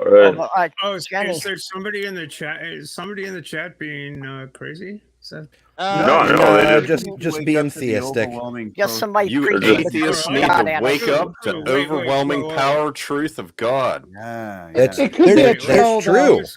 Tell me why. Oh, Top G. Top G. Oh, my. They're Do you just know they're Top, just do trying you out know some new Top G, or are marketing they a slogans. regular? Is Top G a regular chatter? I don't remember them. Not on my channel. I haven't seen before. Oh, okay. But, you know, No, everyone needs to hear the word of Odin. I'm super curious if we what we've got here if Top G is like Tom Cruise. That would be cool. The Top Gun, yeah.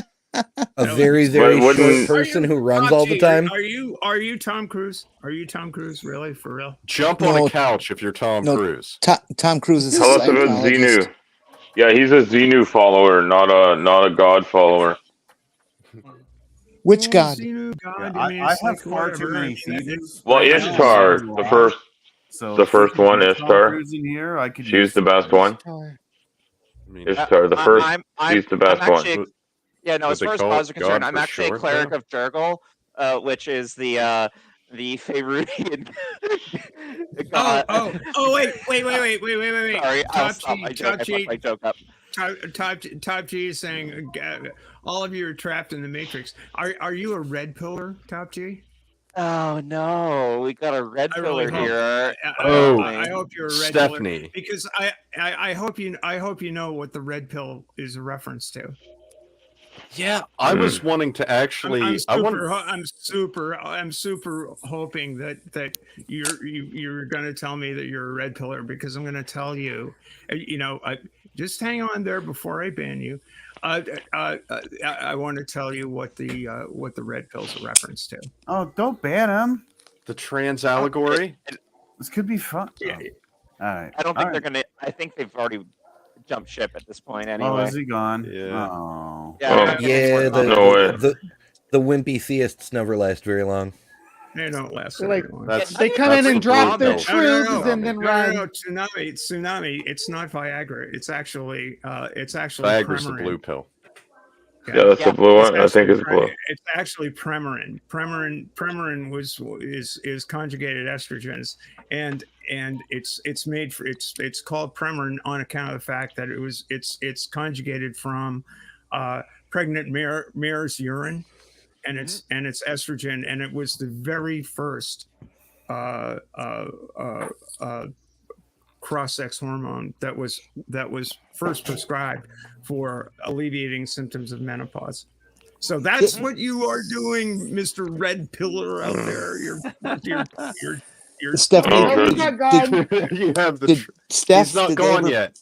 Steph, Ain't did they gone. ever put you on conjugated estrogens? No.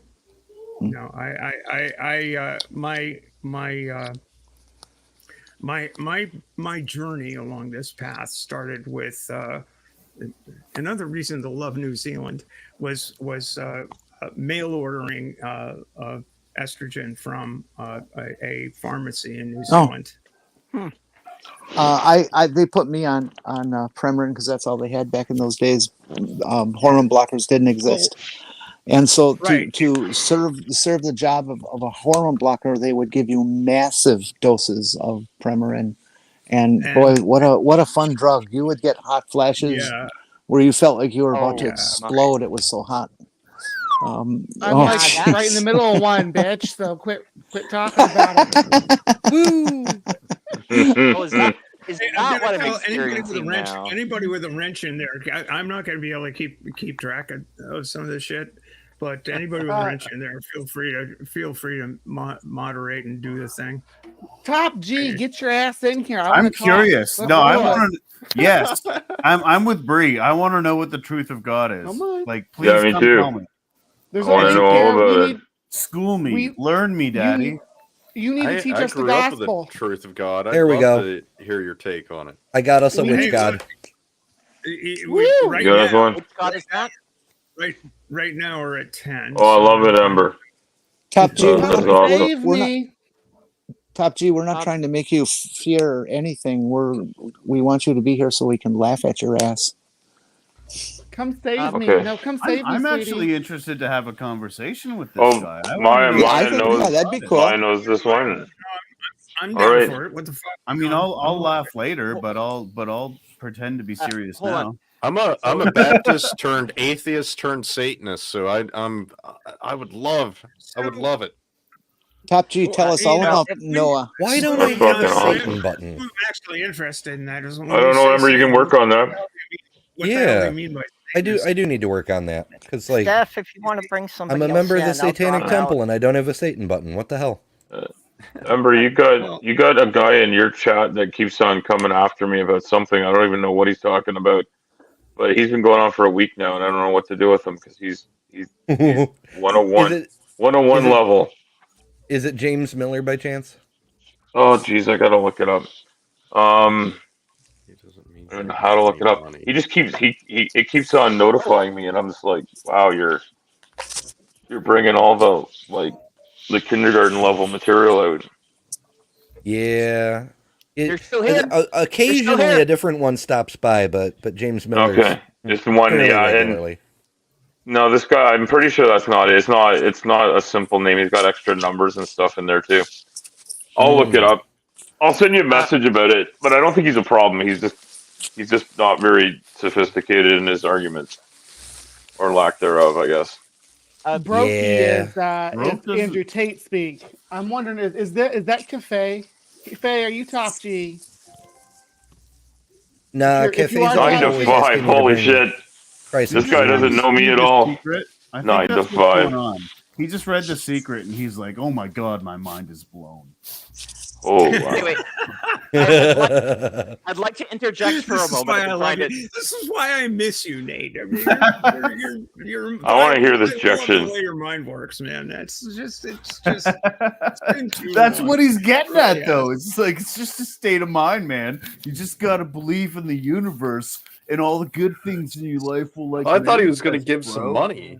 Isn't he going to give some money now? He hadn't want everybody to be broke and do this 9 to 5 thing, right? So he's going to give money to us. Like, Help hey, the man, brokies out, babe. you ever Yeah, been help the to brokies golf out. with some blow? Like How maybe about the that'll help. brokeskies?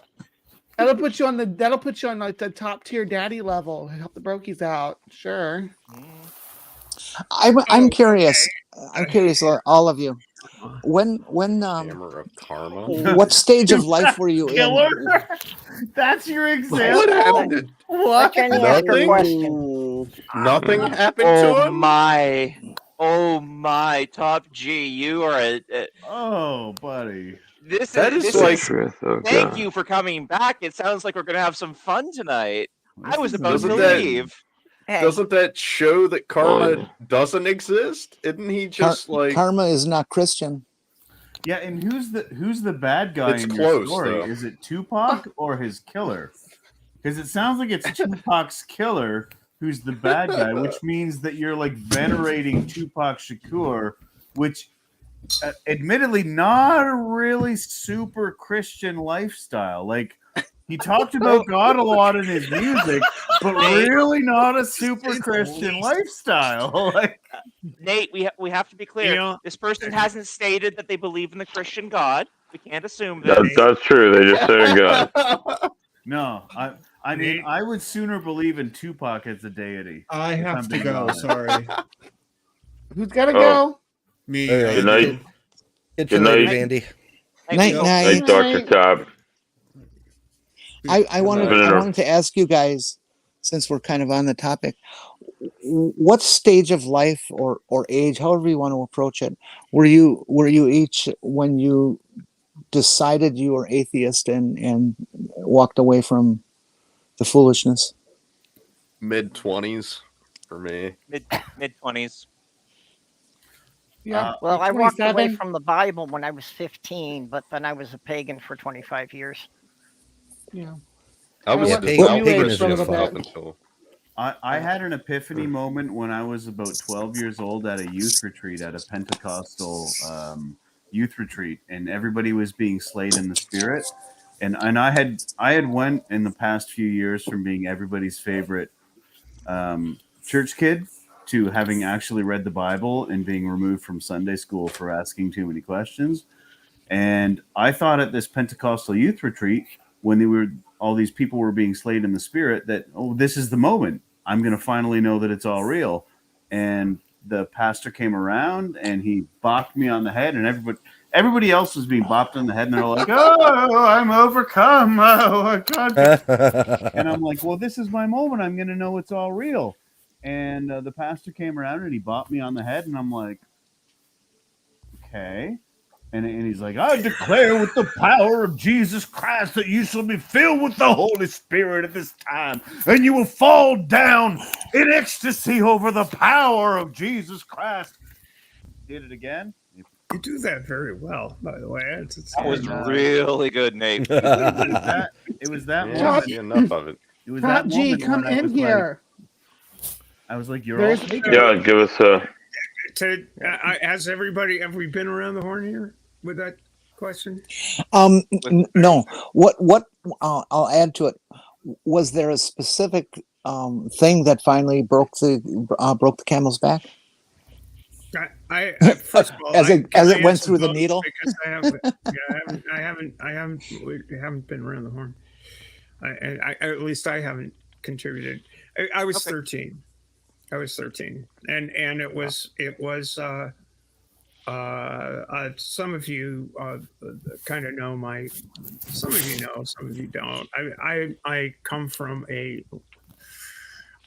family of Methodist ministers, and my sister was married to a Methodist pastor who was in the church and had churches, got appointed to churches and all of that. My dad was as well. My grandfather was as well. My nephew is. My niece is. Both of my sister's kids. Both of them are my sister's kids. My uncle was. I've just got Methodist up the wazoo. But when I was 13, I was going through, as a trans kid. I always thought things were wrong, and that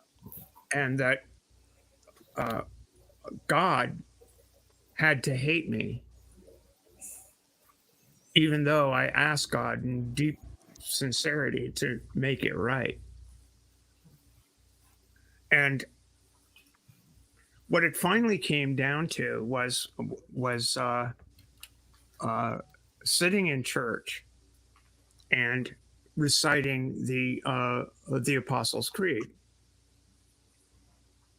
I believe in God the Father Almighty, maker of heaven and earth, and in Jesus Christ, his only Son, our Lord, conceived by the Holy Spirit, born of the Virgin Mary, suffered under Pontius Pilate, was crucified, dead, and buried. On the third day he awoke from the dead, ascended into heaven, and sitteth at the right hand of the Father. From thence he shall come to judge the quick and the dead. I believe in the Holy Spirit, the Holy Catholic Church, the communion of saints, the forgiveness of sins, the resurrection of the body, and the life everlasting. And I went through every single one of those things and I said, I don't believe in a single one of these things. I can't, because it's not real. It's not true. And at that point, it was literally at that point. And I went out and excused myself from Sunday school. We would travel into Boston from our suburban community, and I went to a church that was mostly people of color, and I excused myself on Sundays after Sunday school, and I would go in and I would participate in that stuff, but I wouldn't sit through the service because I said what I want to do is I want to wander around to other churches and hear what was going on in other churches. And I did. I would walk from the south end of Boston up to the Park Street Church, and at the Old South Church and various other, and I went into, and it was all the same bullshit. And it was like, no, I don't believe in this. I cannot recite the I believe in stuff. Old South is Boston, yeah? Yeah. I only know that because of Fallout 4. Sorry, please continue. Yeah, I mean that was my thing. It's like I can't believe in any of this stuff because it's not. I can't say I believe in it. So I can't in good conscience sit there in church and say I believe in all of those things. I believe in God the Father Almighty. Well, not really. Maker of heaven and earth. Not really, because no. You just go down the whole list of things and it's just not there. It's like I don't believe in these things. I don't, because there's no reason to, aside from being told you need to believe in these things. You know what thought occurs to me is that if this guy needed a rest after 6 days creating a single planet, and you imagine the vast expanse of the universe, he still wouldn't be done yet. Like we would still be in the infancy of the universe. He's still mapping. Because this is maybe he rolled over. Maybe he was done. Well, what if he set it? He could set it all up and then flip that first domino, and then take off. He could bail. He'd be waiting at the end. What, like a deist or God kind of thing? I know a lot of people have said that reading the Bible made him an atheist. But I specifically remember, for me, what undid it was Leviticus. That there was a passage in there that was laying down all the laws, and it was saying that, nobody who is disfigured and so on and so forth could enter the temple. Yeah, if you wear glasses, I could not reconcile the idea of an all-loving God who was forbidding disabled people from going to church, because weren't they the ones who needed his help the most? I had two triggers. One, the classic trans thing where you prayed as a little kid to have God fix you. And of course, it never happens. But then, when I was about 14, a friend of mine was killed in a car accident. He got run over by a damn truck, and I just sat there and I was wondered, and then I thought of sick kids, and I'm going, well, if God is so great, why does He make children sick? Why does He make children die? It's insane. Why is it? It's just not true. He can't possibly be all the things you say and do and let this happen. So that's what stimulated me to walk. The Bible, the insanity of the Bible as well, but. I remember asking my mother after reading the Bible at an early age I remember asking her, well, I thought you said witches weren't real. She said, well, they're not. And I'm like, well, here it says that you have to kill them. So clearly they're real and they're a very real threat. We should be afraid of these. Like, what are these people up to? She's like, oh, no. Witches aren't real. I'm like, so were they real at one time and they've been eradicated because of the Bible? Or are they still a threat? She's like, no, witches aren't real. I'm like, okay, but like I heard in youth group last week that they're literally actively trying to convert people to their Wiccan ways, their wicked ways. So it seems like y'all need to get together and compare notes, get on the same page. Mm-hmm. I couldn't have been more than 12 or 13, and I'm like, this shit just doesn't add up, man. Well, the witches have invaded Matt Powell's church. He can even tell you their names. Greg Locke. That's true. That is true. That was Greg Locke, yeah. That was Locke. Yeah. Oh God, Locke is a special kind of insane. Yeah, he is. Yeah, Matt Powell. I don't believe Matt Powell has a church. His church is the church of the hate everybody. It's just, He's He's a church. I really don't know a damn thing, but I'm going to pretend I use the right words to make you think I do. He's just a stupid little adolescent as far as I'm concerned. He used my picture to call for the execution of trans people. All right. Good for you. Yeah. I'm making it big, ladies. I had actually bought into the Christian thing until I was into my mid-20s. So it was like, yeah, I actually even like I got married real young because that's what you do. You can't you're not supposed to have sex before marriage and all of that. So you drag somebody else into your religion and fuck them up too. So I did some of that. There was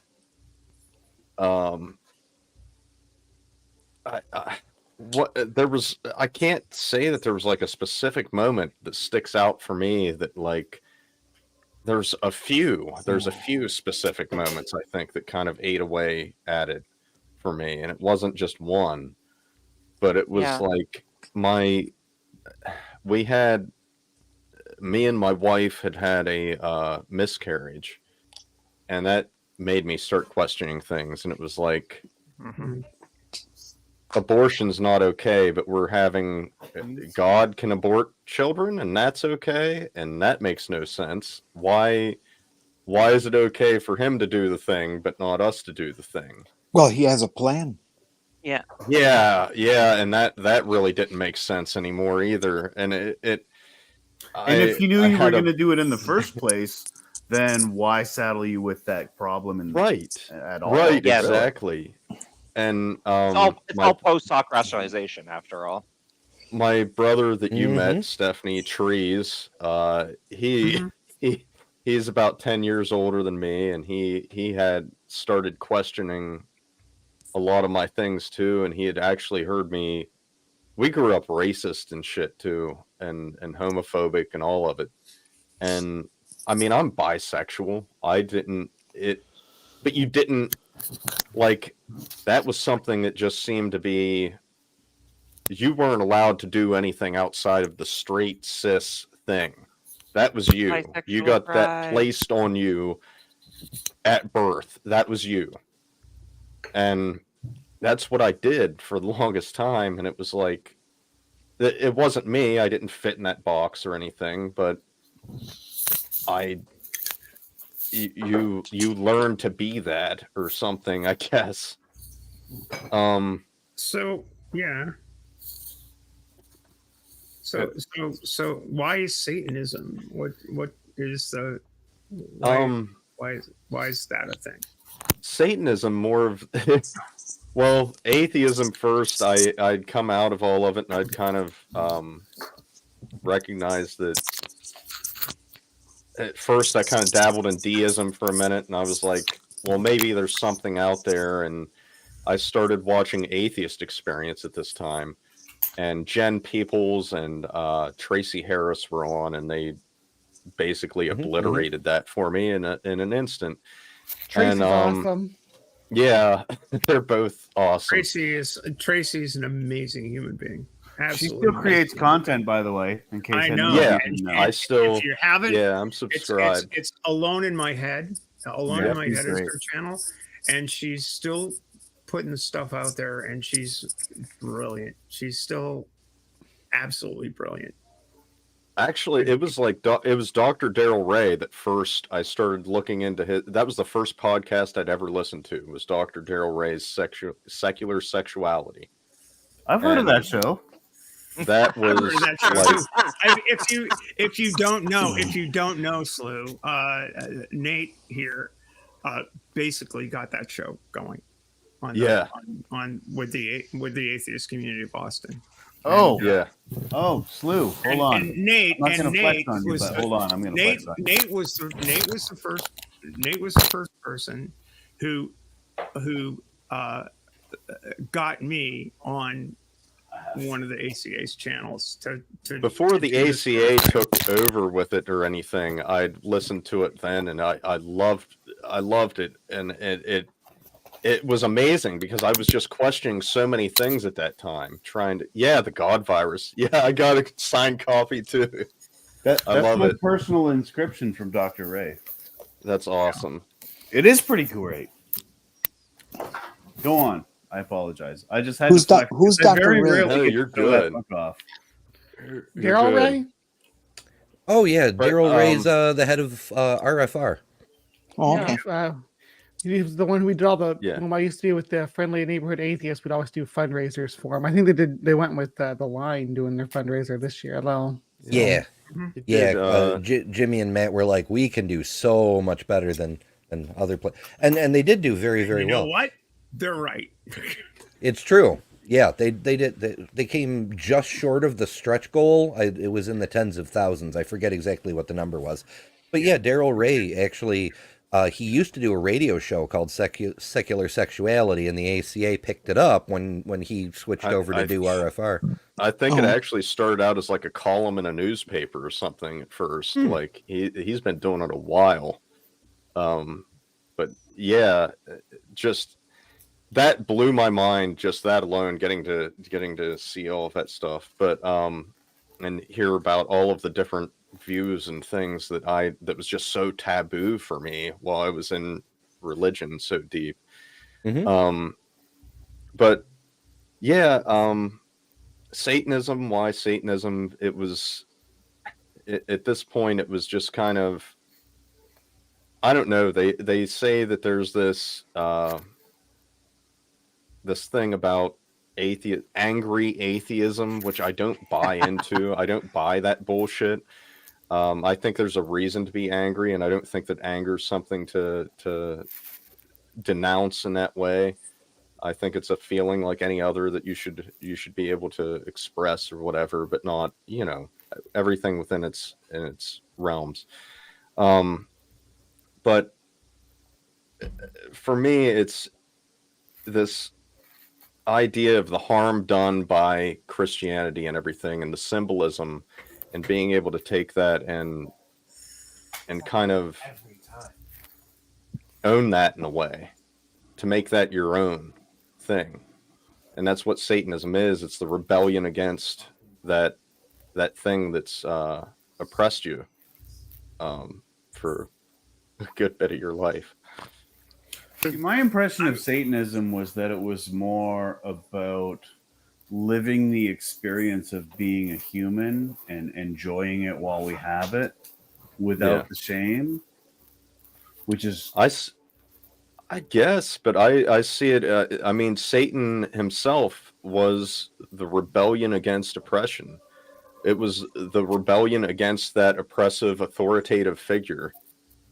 Yeah, there is that, but there's also there's also the enjoying the pleasures of this life, which Christianity says are evil. Which that's kind of the thing that I identify with. Like, I like fucking and drinking. I agree. Somebody told me that was it Satan or the devil are not even in the Bible. No, well, no, they are. The Old Testament. The character is in the Bible. Yeah, the character's there. The characters there. But the Old Testament, well, like early Judaism, it wasn't part of it. Like they seem to think that,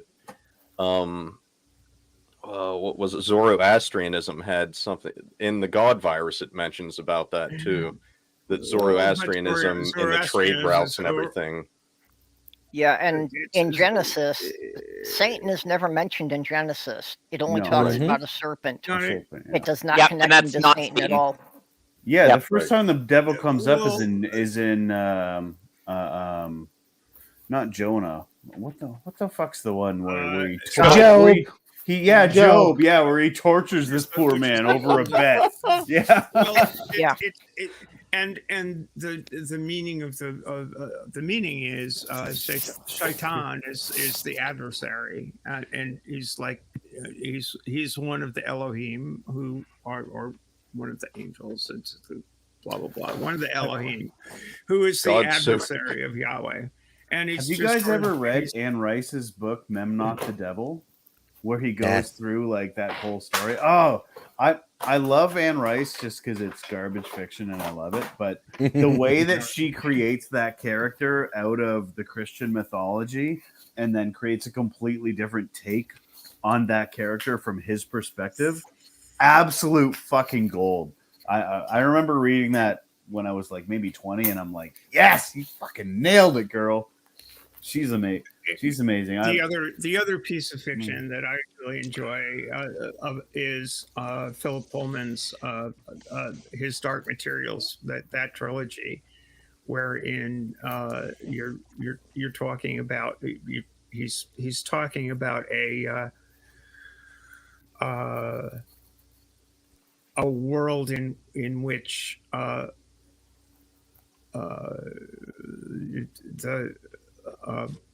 the Azrael character is someone who's trying to establish the Republic of Heaven as opposed to the Kingdom of Heaven, right? And one of the funniest bits in the book is where Yahweh, the King of Kings, Lord of Lords, Creator of the universe, etc., is reduced to a bit of a cipher when the character of Enoch, who becomes Metatron, has taken over the Kingdom of Heaven, and is, it's the difference between an authoritarian top-down view of creation versus an organic view of bottom-up stuff. I mean, it's just it fits nicely, but all of these things are stories.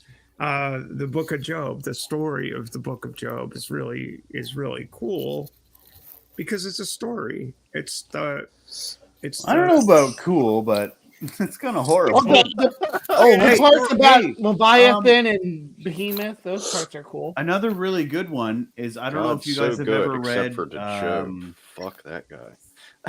We seem to have lost our troll in the chat, which is cool. Yeah, I don't know how Christians find the story of Job to be so inspirational. Yeah, I don't think it's a great story either. Yeah, because but you know what is a great story?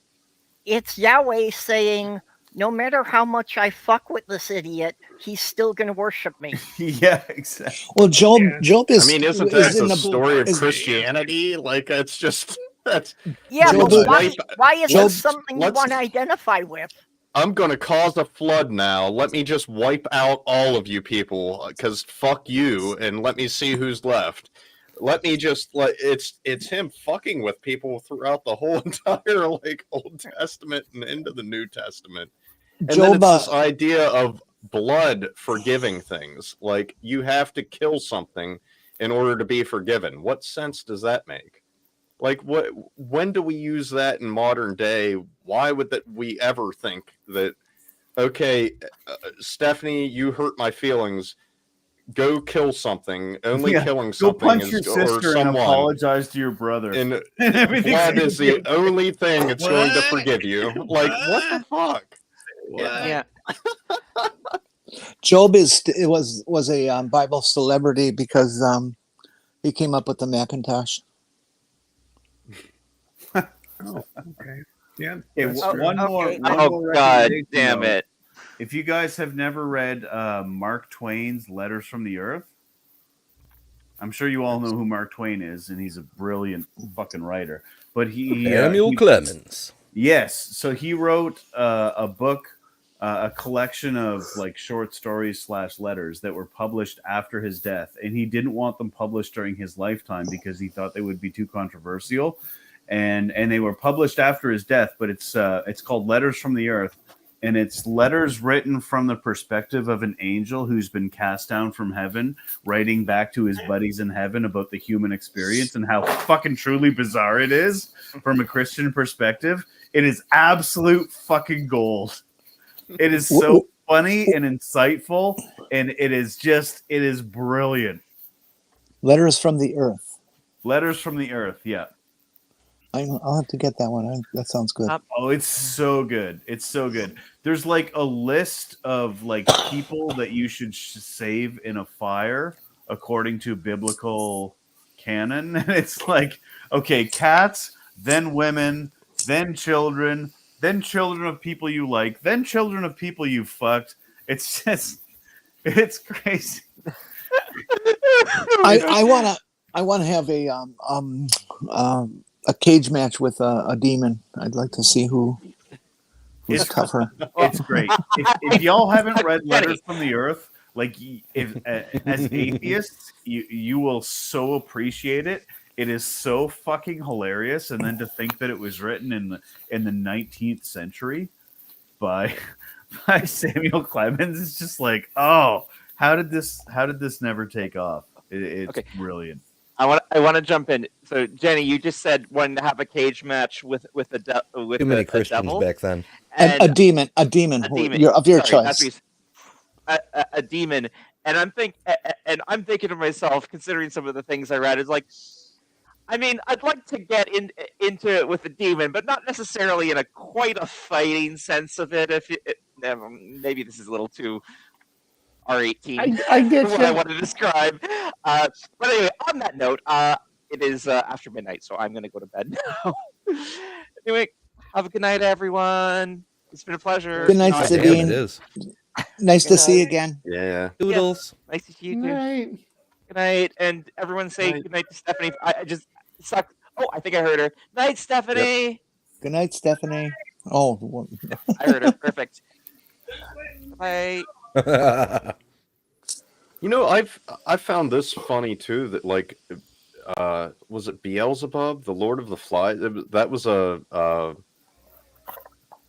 god of another, like one of the other tribes back then, and it was just like, it seems like a lot of early Judaism was just them picking and choosing which god they wanted to combine into their own god, and which gods they decided to just demonize and be like, no, you're a demon, you're Beelzebub, you're a demon, you're like, it's yeah. Well, like if you took the Greek pantheon and the worshippers of Vulcan were like, our god's the real god, and Zeus and Poseidon and shit, they're just demons. Yeah. well, the thing that made me most hateful of religion is the fact that it judges everything, that everybody is considered to be defective, and some of you are more defective than others, and so therefore you are not acceptable to us, and we reject you, and You're filthy rags. Yeah. It's like, wait a minute, isn't this supposed to be about humanity and love and caring and helping? And no, those some people are just not worth the effort. And so what? I was raised Lutheran. One of the things that I've mentioned this, and this is another reason. It's like I was confirmed in my atheism by studying Semitic languages and studying that sort of thing. I never really learned Hebrew very much, but I did study Arabic when I was in college, and one of the things that struck me was the way Semitic languages are structured. You can have a lot of puns, and a lot of the puns in the original Hebrew, and a lot of the language in the Bible is absolutely untranslatable.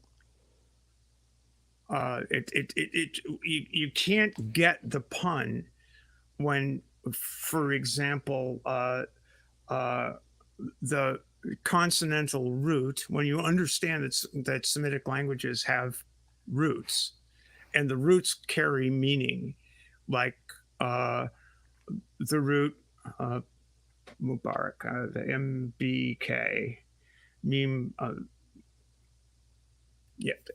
That root conveys the meaning or contains the meaning of a blessing, a something, or that sort of thing. The root ADM conveys the meaning of earth and red ochre and blood and the color of, all of those things are contained in that root. So when you look at Adam, if you want to translate it properly, the earthling, You could call it the mud man. You could call it the blood man. You could call it all of these things, but all of that stuff is contained in the meaning of the root of the consonant of the triconsonantal root that convey a meaning to people who read the text in the original language, but that meaning is completely lost when it's translated. It's completely lost. Do you think that was part of Adam? Do you think that was part of why the classic Leviticus argument of the word that they used, homosexual, isn't valid in the Bible because it was another word that was substituted by homosexual, but that it was actually one of those root questions? I've heard the argument that from a number of people that basically go, well, it's not so much the act, it's the question of the role. It's like who's the pitcher and who's the catcher kind of thing. Catcher. Who gives the shit? It's the unseemliness of someone with a masculine role. Wait, are you telling me I have to pick? Pull out the bullshit. Well, it is. I mean, it's culture. It's cultural stuff. It's just really weird cultural stuff. I do what I want. Up in there. I do what I want. And those are them's is the rules. God don't like it when you're doing that sort of thing. But So are you saying God doesn't like bottoms, or are you saying God doesn't like tops? I'm not sure where I don't know. I think God is See, a bottom. But I think that God that's did right. like getting grabbed by the hands by James, God doesn't like bottoms. God is That's a what they're transgender saying. person. Yeah, well, there you go. I like that. I like that expression. It's like, well. Nate, God It's is just God all is trans. silly. It's just all God- silly stuff. God is transgender. You He can is, tell because yes, because technically, you, yeah. you talk to every transgender person and they were created in the image of God. It says so right in the Bible. There's a book that I still have on my list that I need to get to, but God and Anatomy. I dropped the link. I don't know if you know Francesca. Oh, I will slaughter that last name. Stavro. Yeah, that one. Yes. Her and Candida Stavropoulos. Moss are great He's authors. Francesco Stravacopolo. There you go. Okay. Thank you so much. His name. Yeah, his correct name. He's correct. But I've seen her talk about all this stuff with Candida Moss, and Candida Moss has a few books out on like the myth of persecution for the Christians. I forget the Christianity, the myth of persecution, or something like that. It's this like self-persecution in Christianity has been going on for ages, ever since the dawn of Christianity, and it's crazy. Like that book just like elaborated on all of those things so well. But then this Francesca, the word I can't pronounce, she has there you go. She has the book. She has this book, God and Anatomy, and it goes into a lot of the stuff like you were talking about with the root words and stuff, having different meanings and stuff. But I don't know. There was all kinds of like euphemisms and things going on in the New Testament that isn't usually recognized by Christian authors and everything that put their own spin on it. And I guess she's done a really, really good job of breaking all of that down. But like I said, have you read it? Go ahead. I have not. I've seen some of her takes on the YouTubes, but I don't know. I've gotten to be far less literary. That's far less engaged in reading these days. But yeah, she's good. There's a great book. Good book anyway. Kind of good. Idries Shah wrote a book back in the 70s called The Sufis that goes into their tradition and the thing about there's some numerology stuff and there's some but there's a good breakdown of what consonantal roots are all about. And I think that's kind of why Matt was fond of his debate with a Sufi guy whose name escapes me at the moment. The Sufis are Sufi Stavropoulos. Yeah. His name, Stavropoulos. His name. His name. I'm sorry. Go ahead. His good name. His good name. You say you could not remember a name. I figure Stavropoulos is good name for to insert in time of crisis. So maybe put it in and no one know difference, you know? Yeah, well. Yeah, Anyway. but, you know, you're Nate. I got to tell you, your voice is definitely missed in this whole. I tried to warn you I was drinking before I joined stream, and you He's say, all "Come right, on!" he's You say, all- "Come and talk," and then I come talk, and now everyone is quiet, and I say, "Hey, No, maybe no, I no, get no, stuck in airplane terminal for 40 months. I don't know." Yeah, I think that the first time I was ever exposed in the grand atheist sphere was probably on secular sexuality. That first and second time I was on that show. Yeah. How many times were you on SecX, Stephanie? I think you Twice, were on. maybe 3 times. I think. You were on once with you. me and Christy, and then you were on once with Arden and I, and we were and that was the most that the ACA ever agreed to talk about trans issues. And I think there was one more that I wasn't on. There was one more. It was you and Kara, yeah. Yeah, me and Kara. That's right. That's right. Right. But Okay, my last question I want to put to you guys. Okay, so you're all atheists. You all had an experience or chain of experiences, or No, I'm a stuff Mormon. over. What are you talking about? Oh, okay, fine. You're a Mormon. Over a period of time, you know, that Joseph Smith personally turned into gold and had sex with 13 women. But I was wondering why. Something that I've prefaced. Something that's very clear to me, as mostly an outsider, but still a committed atheist, that you guys are really very, very smart, and you've done your studying, and you know the Bible inside and out much more than I do, which is not very hard. So what I'm wondering is, if you're atheist and you walked away, why have you found it necessary to continue to live with the Bible as part of your life? Huh? I can answer that question. For one, Sure. the Bible is a valuable insight into how people thought 2,000 or 3,000 years ago.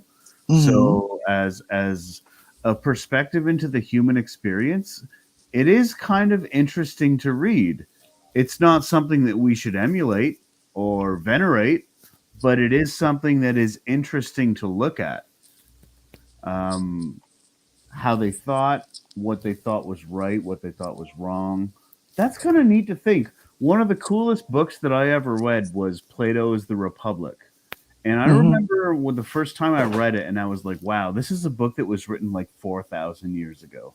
And I'm really interested to think, like, this is like the basis of philosophy, right? Like one of the earliest delves into truly thinking about thinking.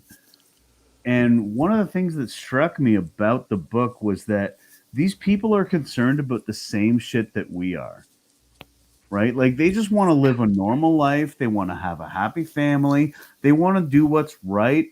And they want to help people as long as it doesn't mortgage their own situation. And that's what really stuck with me, is that how similar people now are from how similar people were then. And so I think the Bible's value is not only as a perspective into the human experience, but also as just a reminder that we are the same species now as we were 3,000 years ago or 5,000 years ago. And if you extrapolate that to like 10,000 or 20,000 or 30,000 years ago, it's cool to think about what life might have been like for a Homo erectus or a Neanderthal or in that time. And that's kind of what I think is kind of neat, is because it inspires that kind of thought. That's my answer. And that is, that's absolutely true. And the other thing that I would just piggyback onto that thought is that it still has resonance today with the people who thought back then that the Bible was the literal. I'm sure that there were people like Nate and I and other people in this room. I'm sure there were people back then who were saying, well, that's a neat story. That's a really cool story, but it's bullshit. I'm sure there were people back then who were basically going, of course there were. Absolutely. It may be bullshit, but you know what? The priests are compelling us to pay taxes to the temple and to give honor to this. And they have the liquor.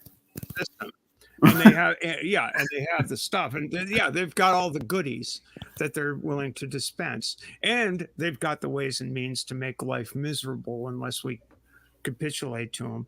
So, the Bible has resonance insofar as people take it seriously in this day and age, and it requires challenging. Authoritarian belief requires challenging all the time, 100% of the time. And we're not free of that. We are still captive of we're not getting better, if anything. We're still captive. Okay, well, you Americans aren't getting better. Sorry. Bronze Age beliefs that we need to fight. We need to I saw that, Bree. I saw that. We need to know the foundations of upon which an ideological framework is being built for the purposes of oppression. We can't. The Bible, the Abrahamic religion, is as Nate said, it's ancient human stuff. But we as humans have not changed. We haven't. We're the same people as a species.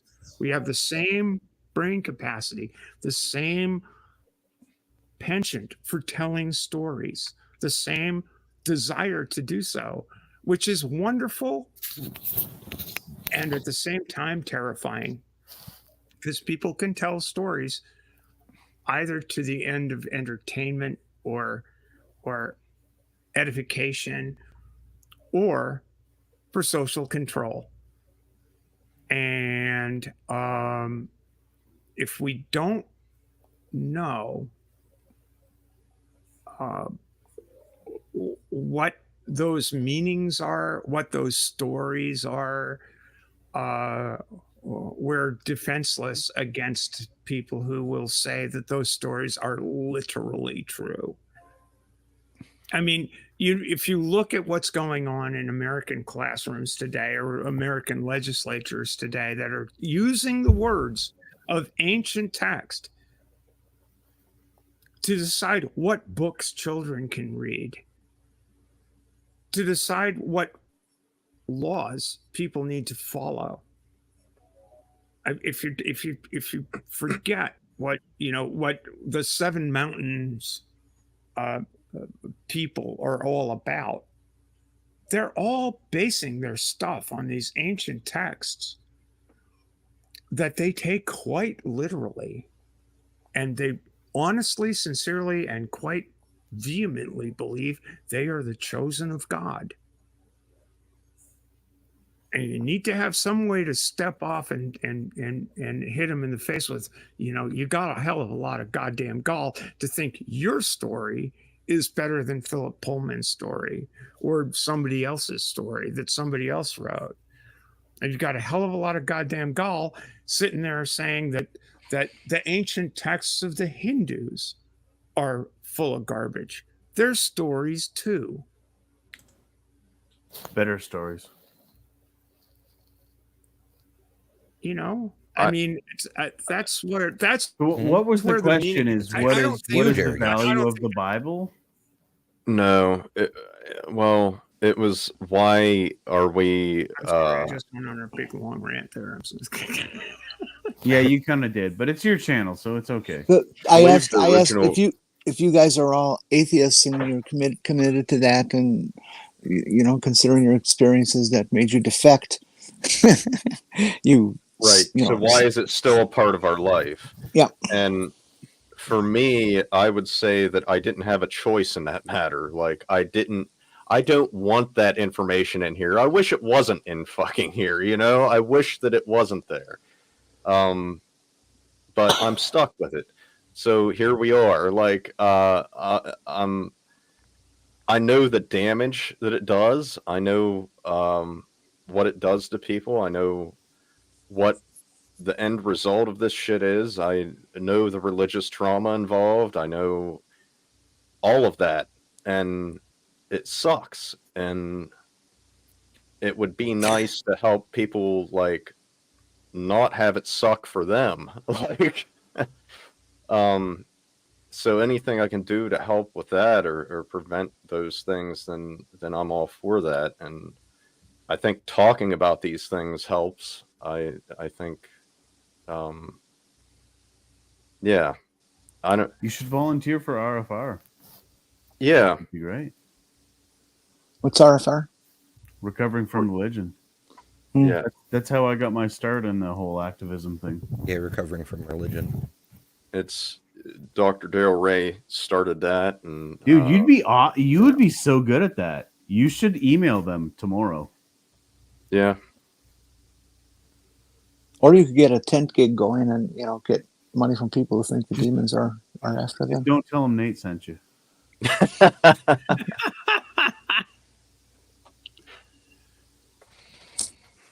Bree, what's your take? I'm curious. You've been rather quiet in your Piranha Pete setup over there. I found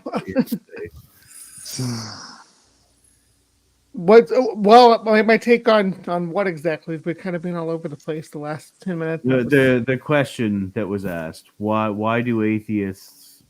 Why is the Bible a part of the atheist experience? Why is it still a?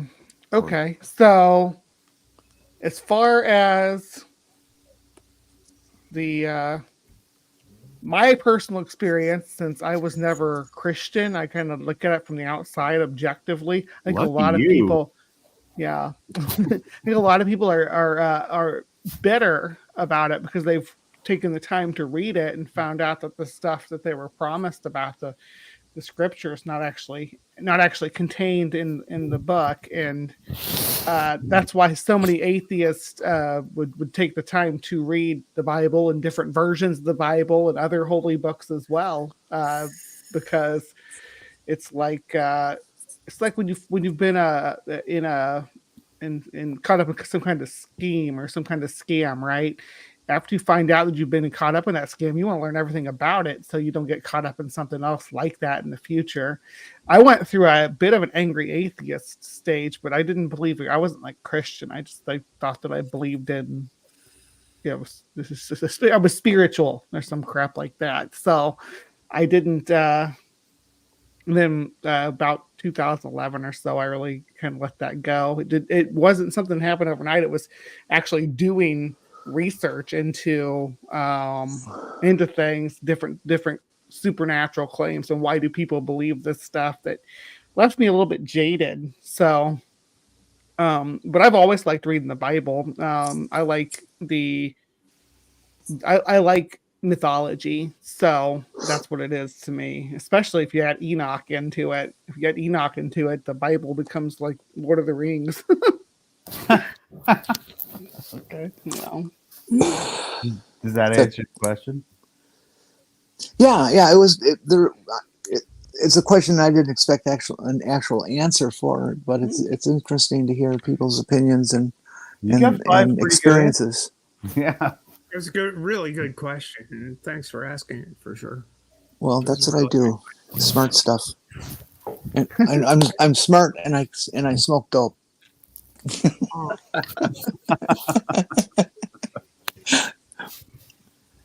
The weed has opened So your mind. you to guys, all the we're new coming up on possibilities. we're coming up on 4 hours of my streaming this crazy stuff, but I want to say thanks to everybody who's been in here. Nitty, when you want to come in here, come on in here. Steph, I have to interrupt you. Yeah, Everybody's got to stick around for at least another 12 to 13 minutes, No because problem. then it'll officially be my birthday. Oh my! And it would be nice to have people around me on my birthday, cyber around, but still around, because I've never had that before. So, and I really am turning 69. No, you're not. You are Listen, not lady. 69. 1954, President Eisenhower. Baby. No All right, way. All right, honey. Ask me questions. On the 30th of November. On the 30th of November, I will turn 70. How terribly strange to be 70. Very strange. So y'all are both gonna be 69 when we're there for a minute. I've Yeah, we been better through- not get together. I've been through my 69 years. I've been through my 69 years. Mikey Famine basically said, "You know what you need to do?" Because I was on one of Neil's after shows, and he said, "You know what you need to do? You need to become an instant hit on TikTok. What you need to do is you can say, like on your birthday, you say, 'I'm 69 years old.' Nice. Then the next day, you go, 'I'm 69 years old,' in one day. Nice. And then on the next day, you go, 'I'm 69 years old,' in 2 days. Nice. And you'll get a gazillion followers on TikTok." And I said, that's really brilliant. So you know what I did? I started a TikTok I don't account. I know. did that. And then I just said, fuck this noise. I ain't gonna do this for an entire year. Fuck that. That's crazy. I don't have the stamina, really. I can't really keep it going. But I suggest I offer that as a suggestion, and maybe you'll do it, and get a gazillion TikTok followers. I don't know. Yeah. What does Neil know? He knows enough not to have me back on the show.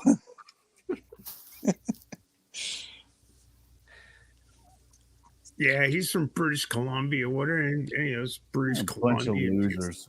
A bunch of British Columbian losers. Oh, you've got mountains and lakes and rivers. Oh, we're all so impressed. Yeah, and a nice Pacific breeze, and that keeps you away from the horrid deaths of winter and Your province is constantly on fire. Wow, must be great for you.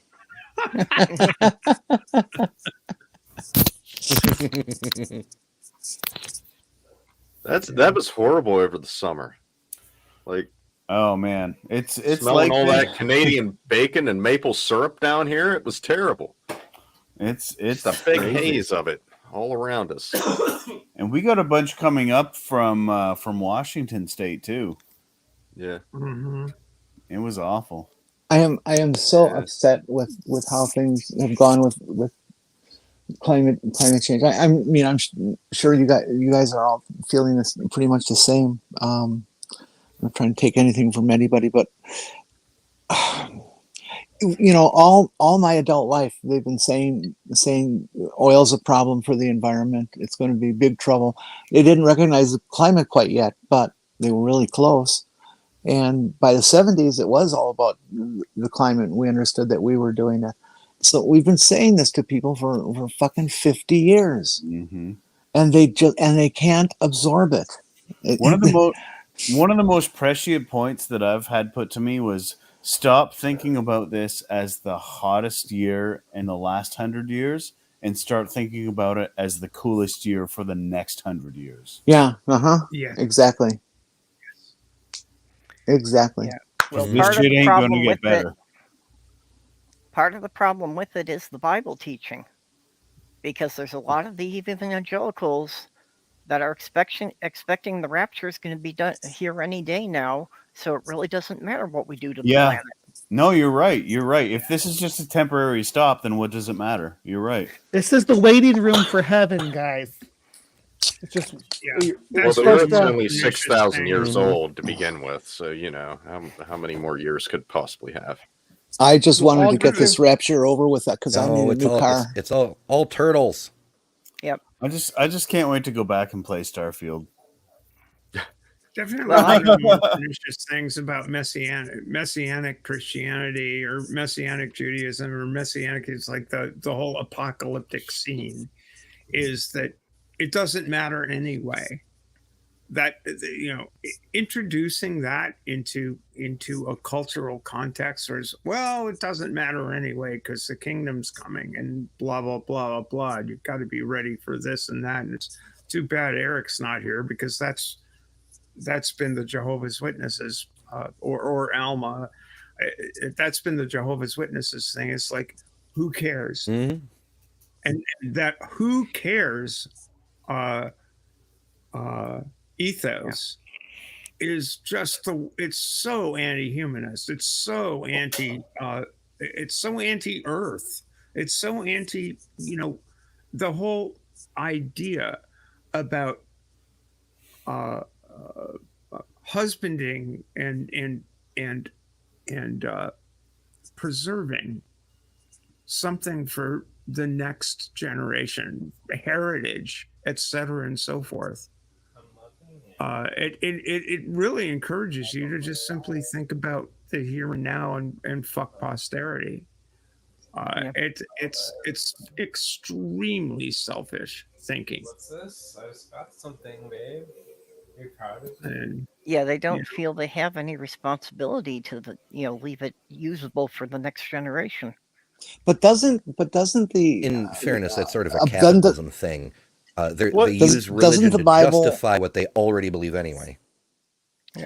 doesn't the Bible have discussions about taking care of the earth and in the sense of our place in it and our connection to it? Yeah, being good stewards and tending the garden.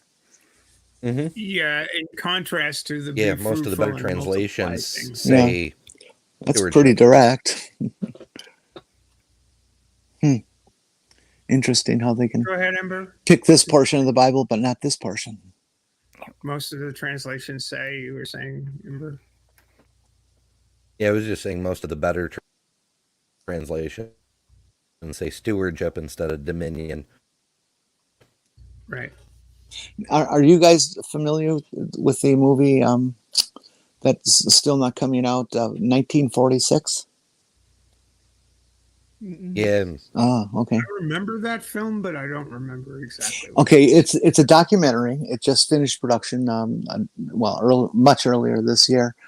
It's been making the film festival circuit around the country, and winning almost everywhere.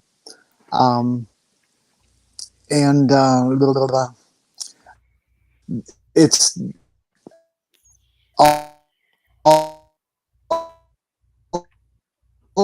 We're losing you, Jenny. You're breaking up, girl.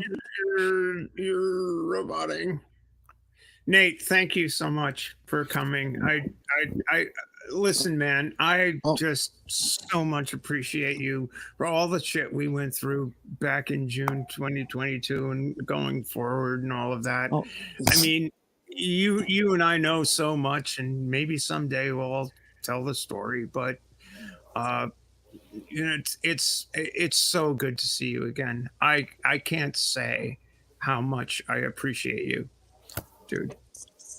I'm happy to be here, and you know what? I've told the story to more than a few people that have promised never ever to get dramatic about it. But you know what? You and I, and Matt and Arden, we have our integrity, and that's what matters. There you go. So We got that. We got that. Thanks for having me, and good luck. Good congratulations on 200. Thank you. Thanks. Catch you later, folks. Bye. Bye bye. Doodles. Whittling it down. Did we Yeah, I lose think I Jenny probably too? should go too. I'm getting all kinds of connection issues. I don't know what happened to Jenny. Like right now. You've been in and out, but yeah. Alrighty. Well, if you can hear me, happy 200. I hear you, and thank you. Thanks for coming. Catch Really y'all appreciate you, later. Amber. See you later, Amber.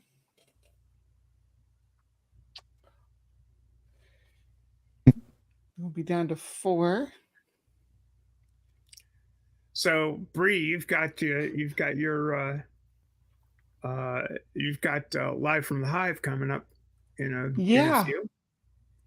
Yep, we got some good stuff scheduled to be on Live from the Hive tomorrow morning. It's going to be, let me see, we got, we're doing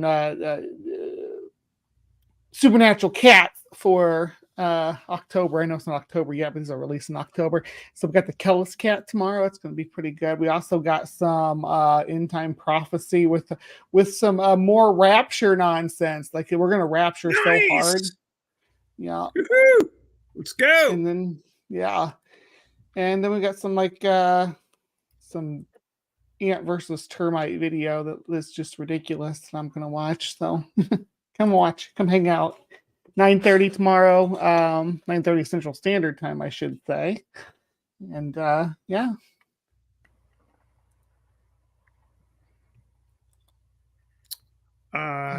Anybody else want to take this opportunity to shill? Because we're coming up on 4 hours and all of that. But I don't have anything set in stone right now, but the Skeptical Satanist, if you guys want to subscribe and check my content out, I'm looking to, and maybe you'll join sometime, Stephanie. I'd love to have you on, but I'd like to talk about the trans allegory in The Matrix. I want to do a little bit of a breakdown with that, and my co-host that I have has been wanting to talk about that as well.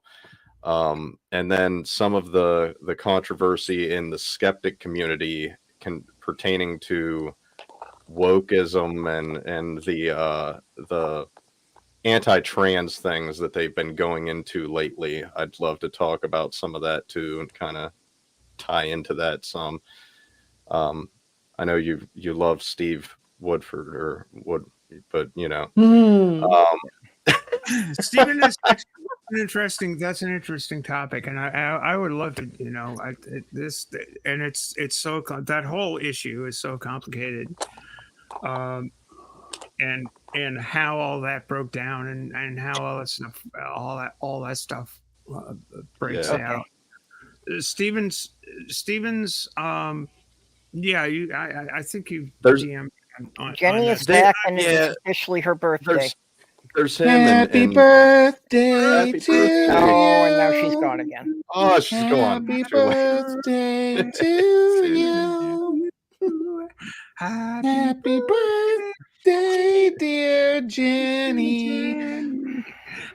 I'm sure we're all out of key. To you. I can't even attempt. I'm not even going to try. Happy birthday. Oh, come on back here. There you are, Jenny. Happy birthday. Happy birthday. We sang awful to you, just so you know. Yes, we did. Oh, okay. I'm glad I missed it. Thank you. Mm-hmm. Timing was perfect. We'll do it I again have if to you I have really to wanna have your apologize. ears pierced.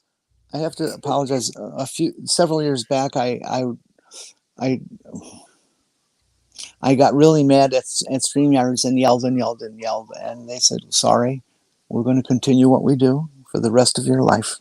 Quit complaining." And so I still get cut off all the time. It's a personal attack. I thought they had gotten better about the mobile app, but see that you're still having the same problems. I think it's more sensitive today because my phone is kind of starting to overheat. Mm-hmm. StreamYard is not gentle upon resources. I know when I'm streaming from my iPad, it's just whoa. The other problem with StreamYards is that for what you guys in the chat are looking at, you don't know what this looks like. But it's basically the same as YouTube, that there's a space for picture on top, and then there's space for other stuff below.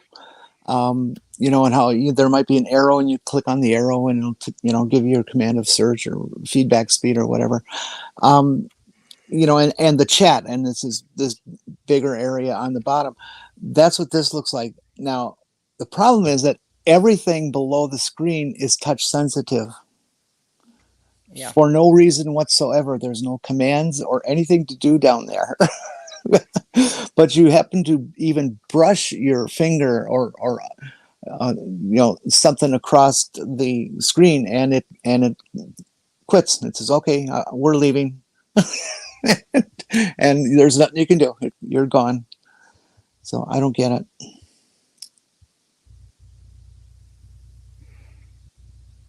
Yeah, I don't get it, but I don't see how you can even do this, on like a 5 or 6 inch screen.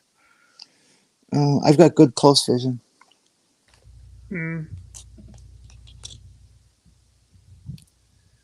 Well, a megalodon did not have good close vision. I was just talking about that earlier. So I think that we can confirm that Ginny is not a megalodon, and we know that now. I think that's true. I think we're pretty. You're not that there's anything wrong with the size of your teeth. They're just fine how they are, but you don't have the mega tooth shark or as many. Damn sharks. Well, but if you were a shark, the teeth that fall out would be replaced. Now, see, that's an upgrade I could really use.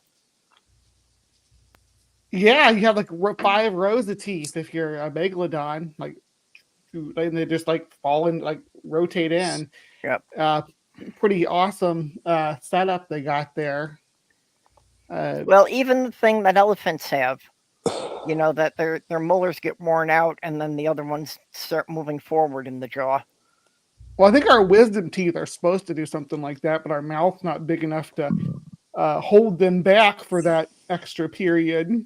Yeah. Because we started cooking our food and didn't need to have this strong jaw muscles, and we lost our prognathism, kind of receded back, right? So now we have tinier mouths, and then our wisdom teeth are too much for our little faces to hold. So instead of having a backup set of teeth molars for grinding down our food, now we just have these irritating bones that pop up in the back of our mouth when there's no room for them.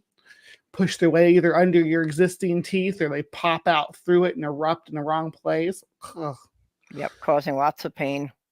Mm-hmm. All because our ancestors wanted to eat softer food. Get over yourself. Intelligent design, my fucking ass. Well, I completely agree with your theory, because something that's happened within my lifetime is that you can't get hard rolls anymore. Most younger folks don't even know what a hard roll is, which is a bun, like a hamburger bun, except it's very crusty, like a French bread or something like that, and it's just spectacular. And you can't get them anymore. Like a baguette? Like a baguette? I think so, but I'm not that familiar with baguettes. I don't eat them for no particular reason.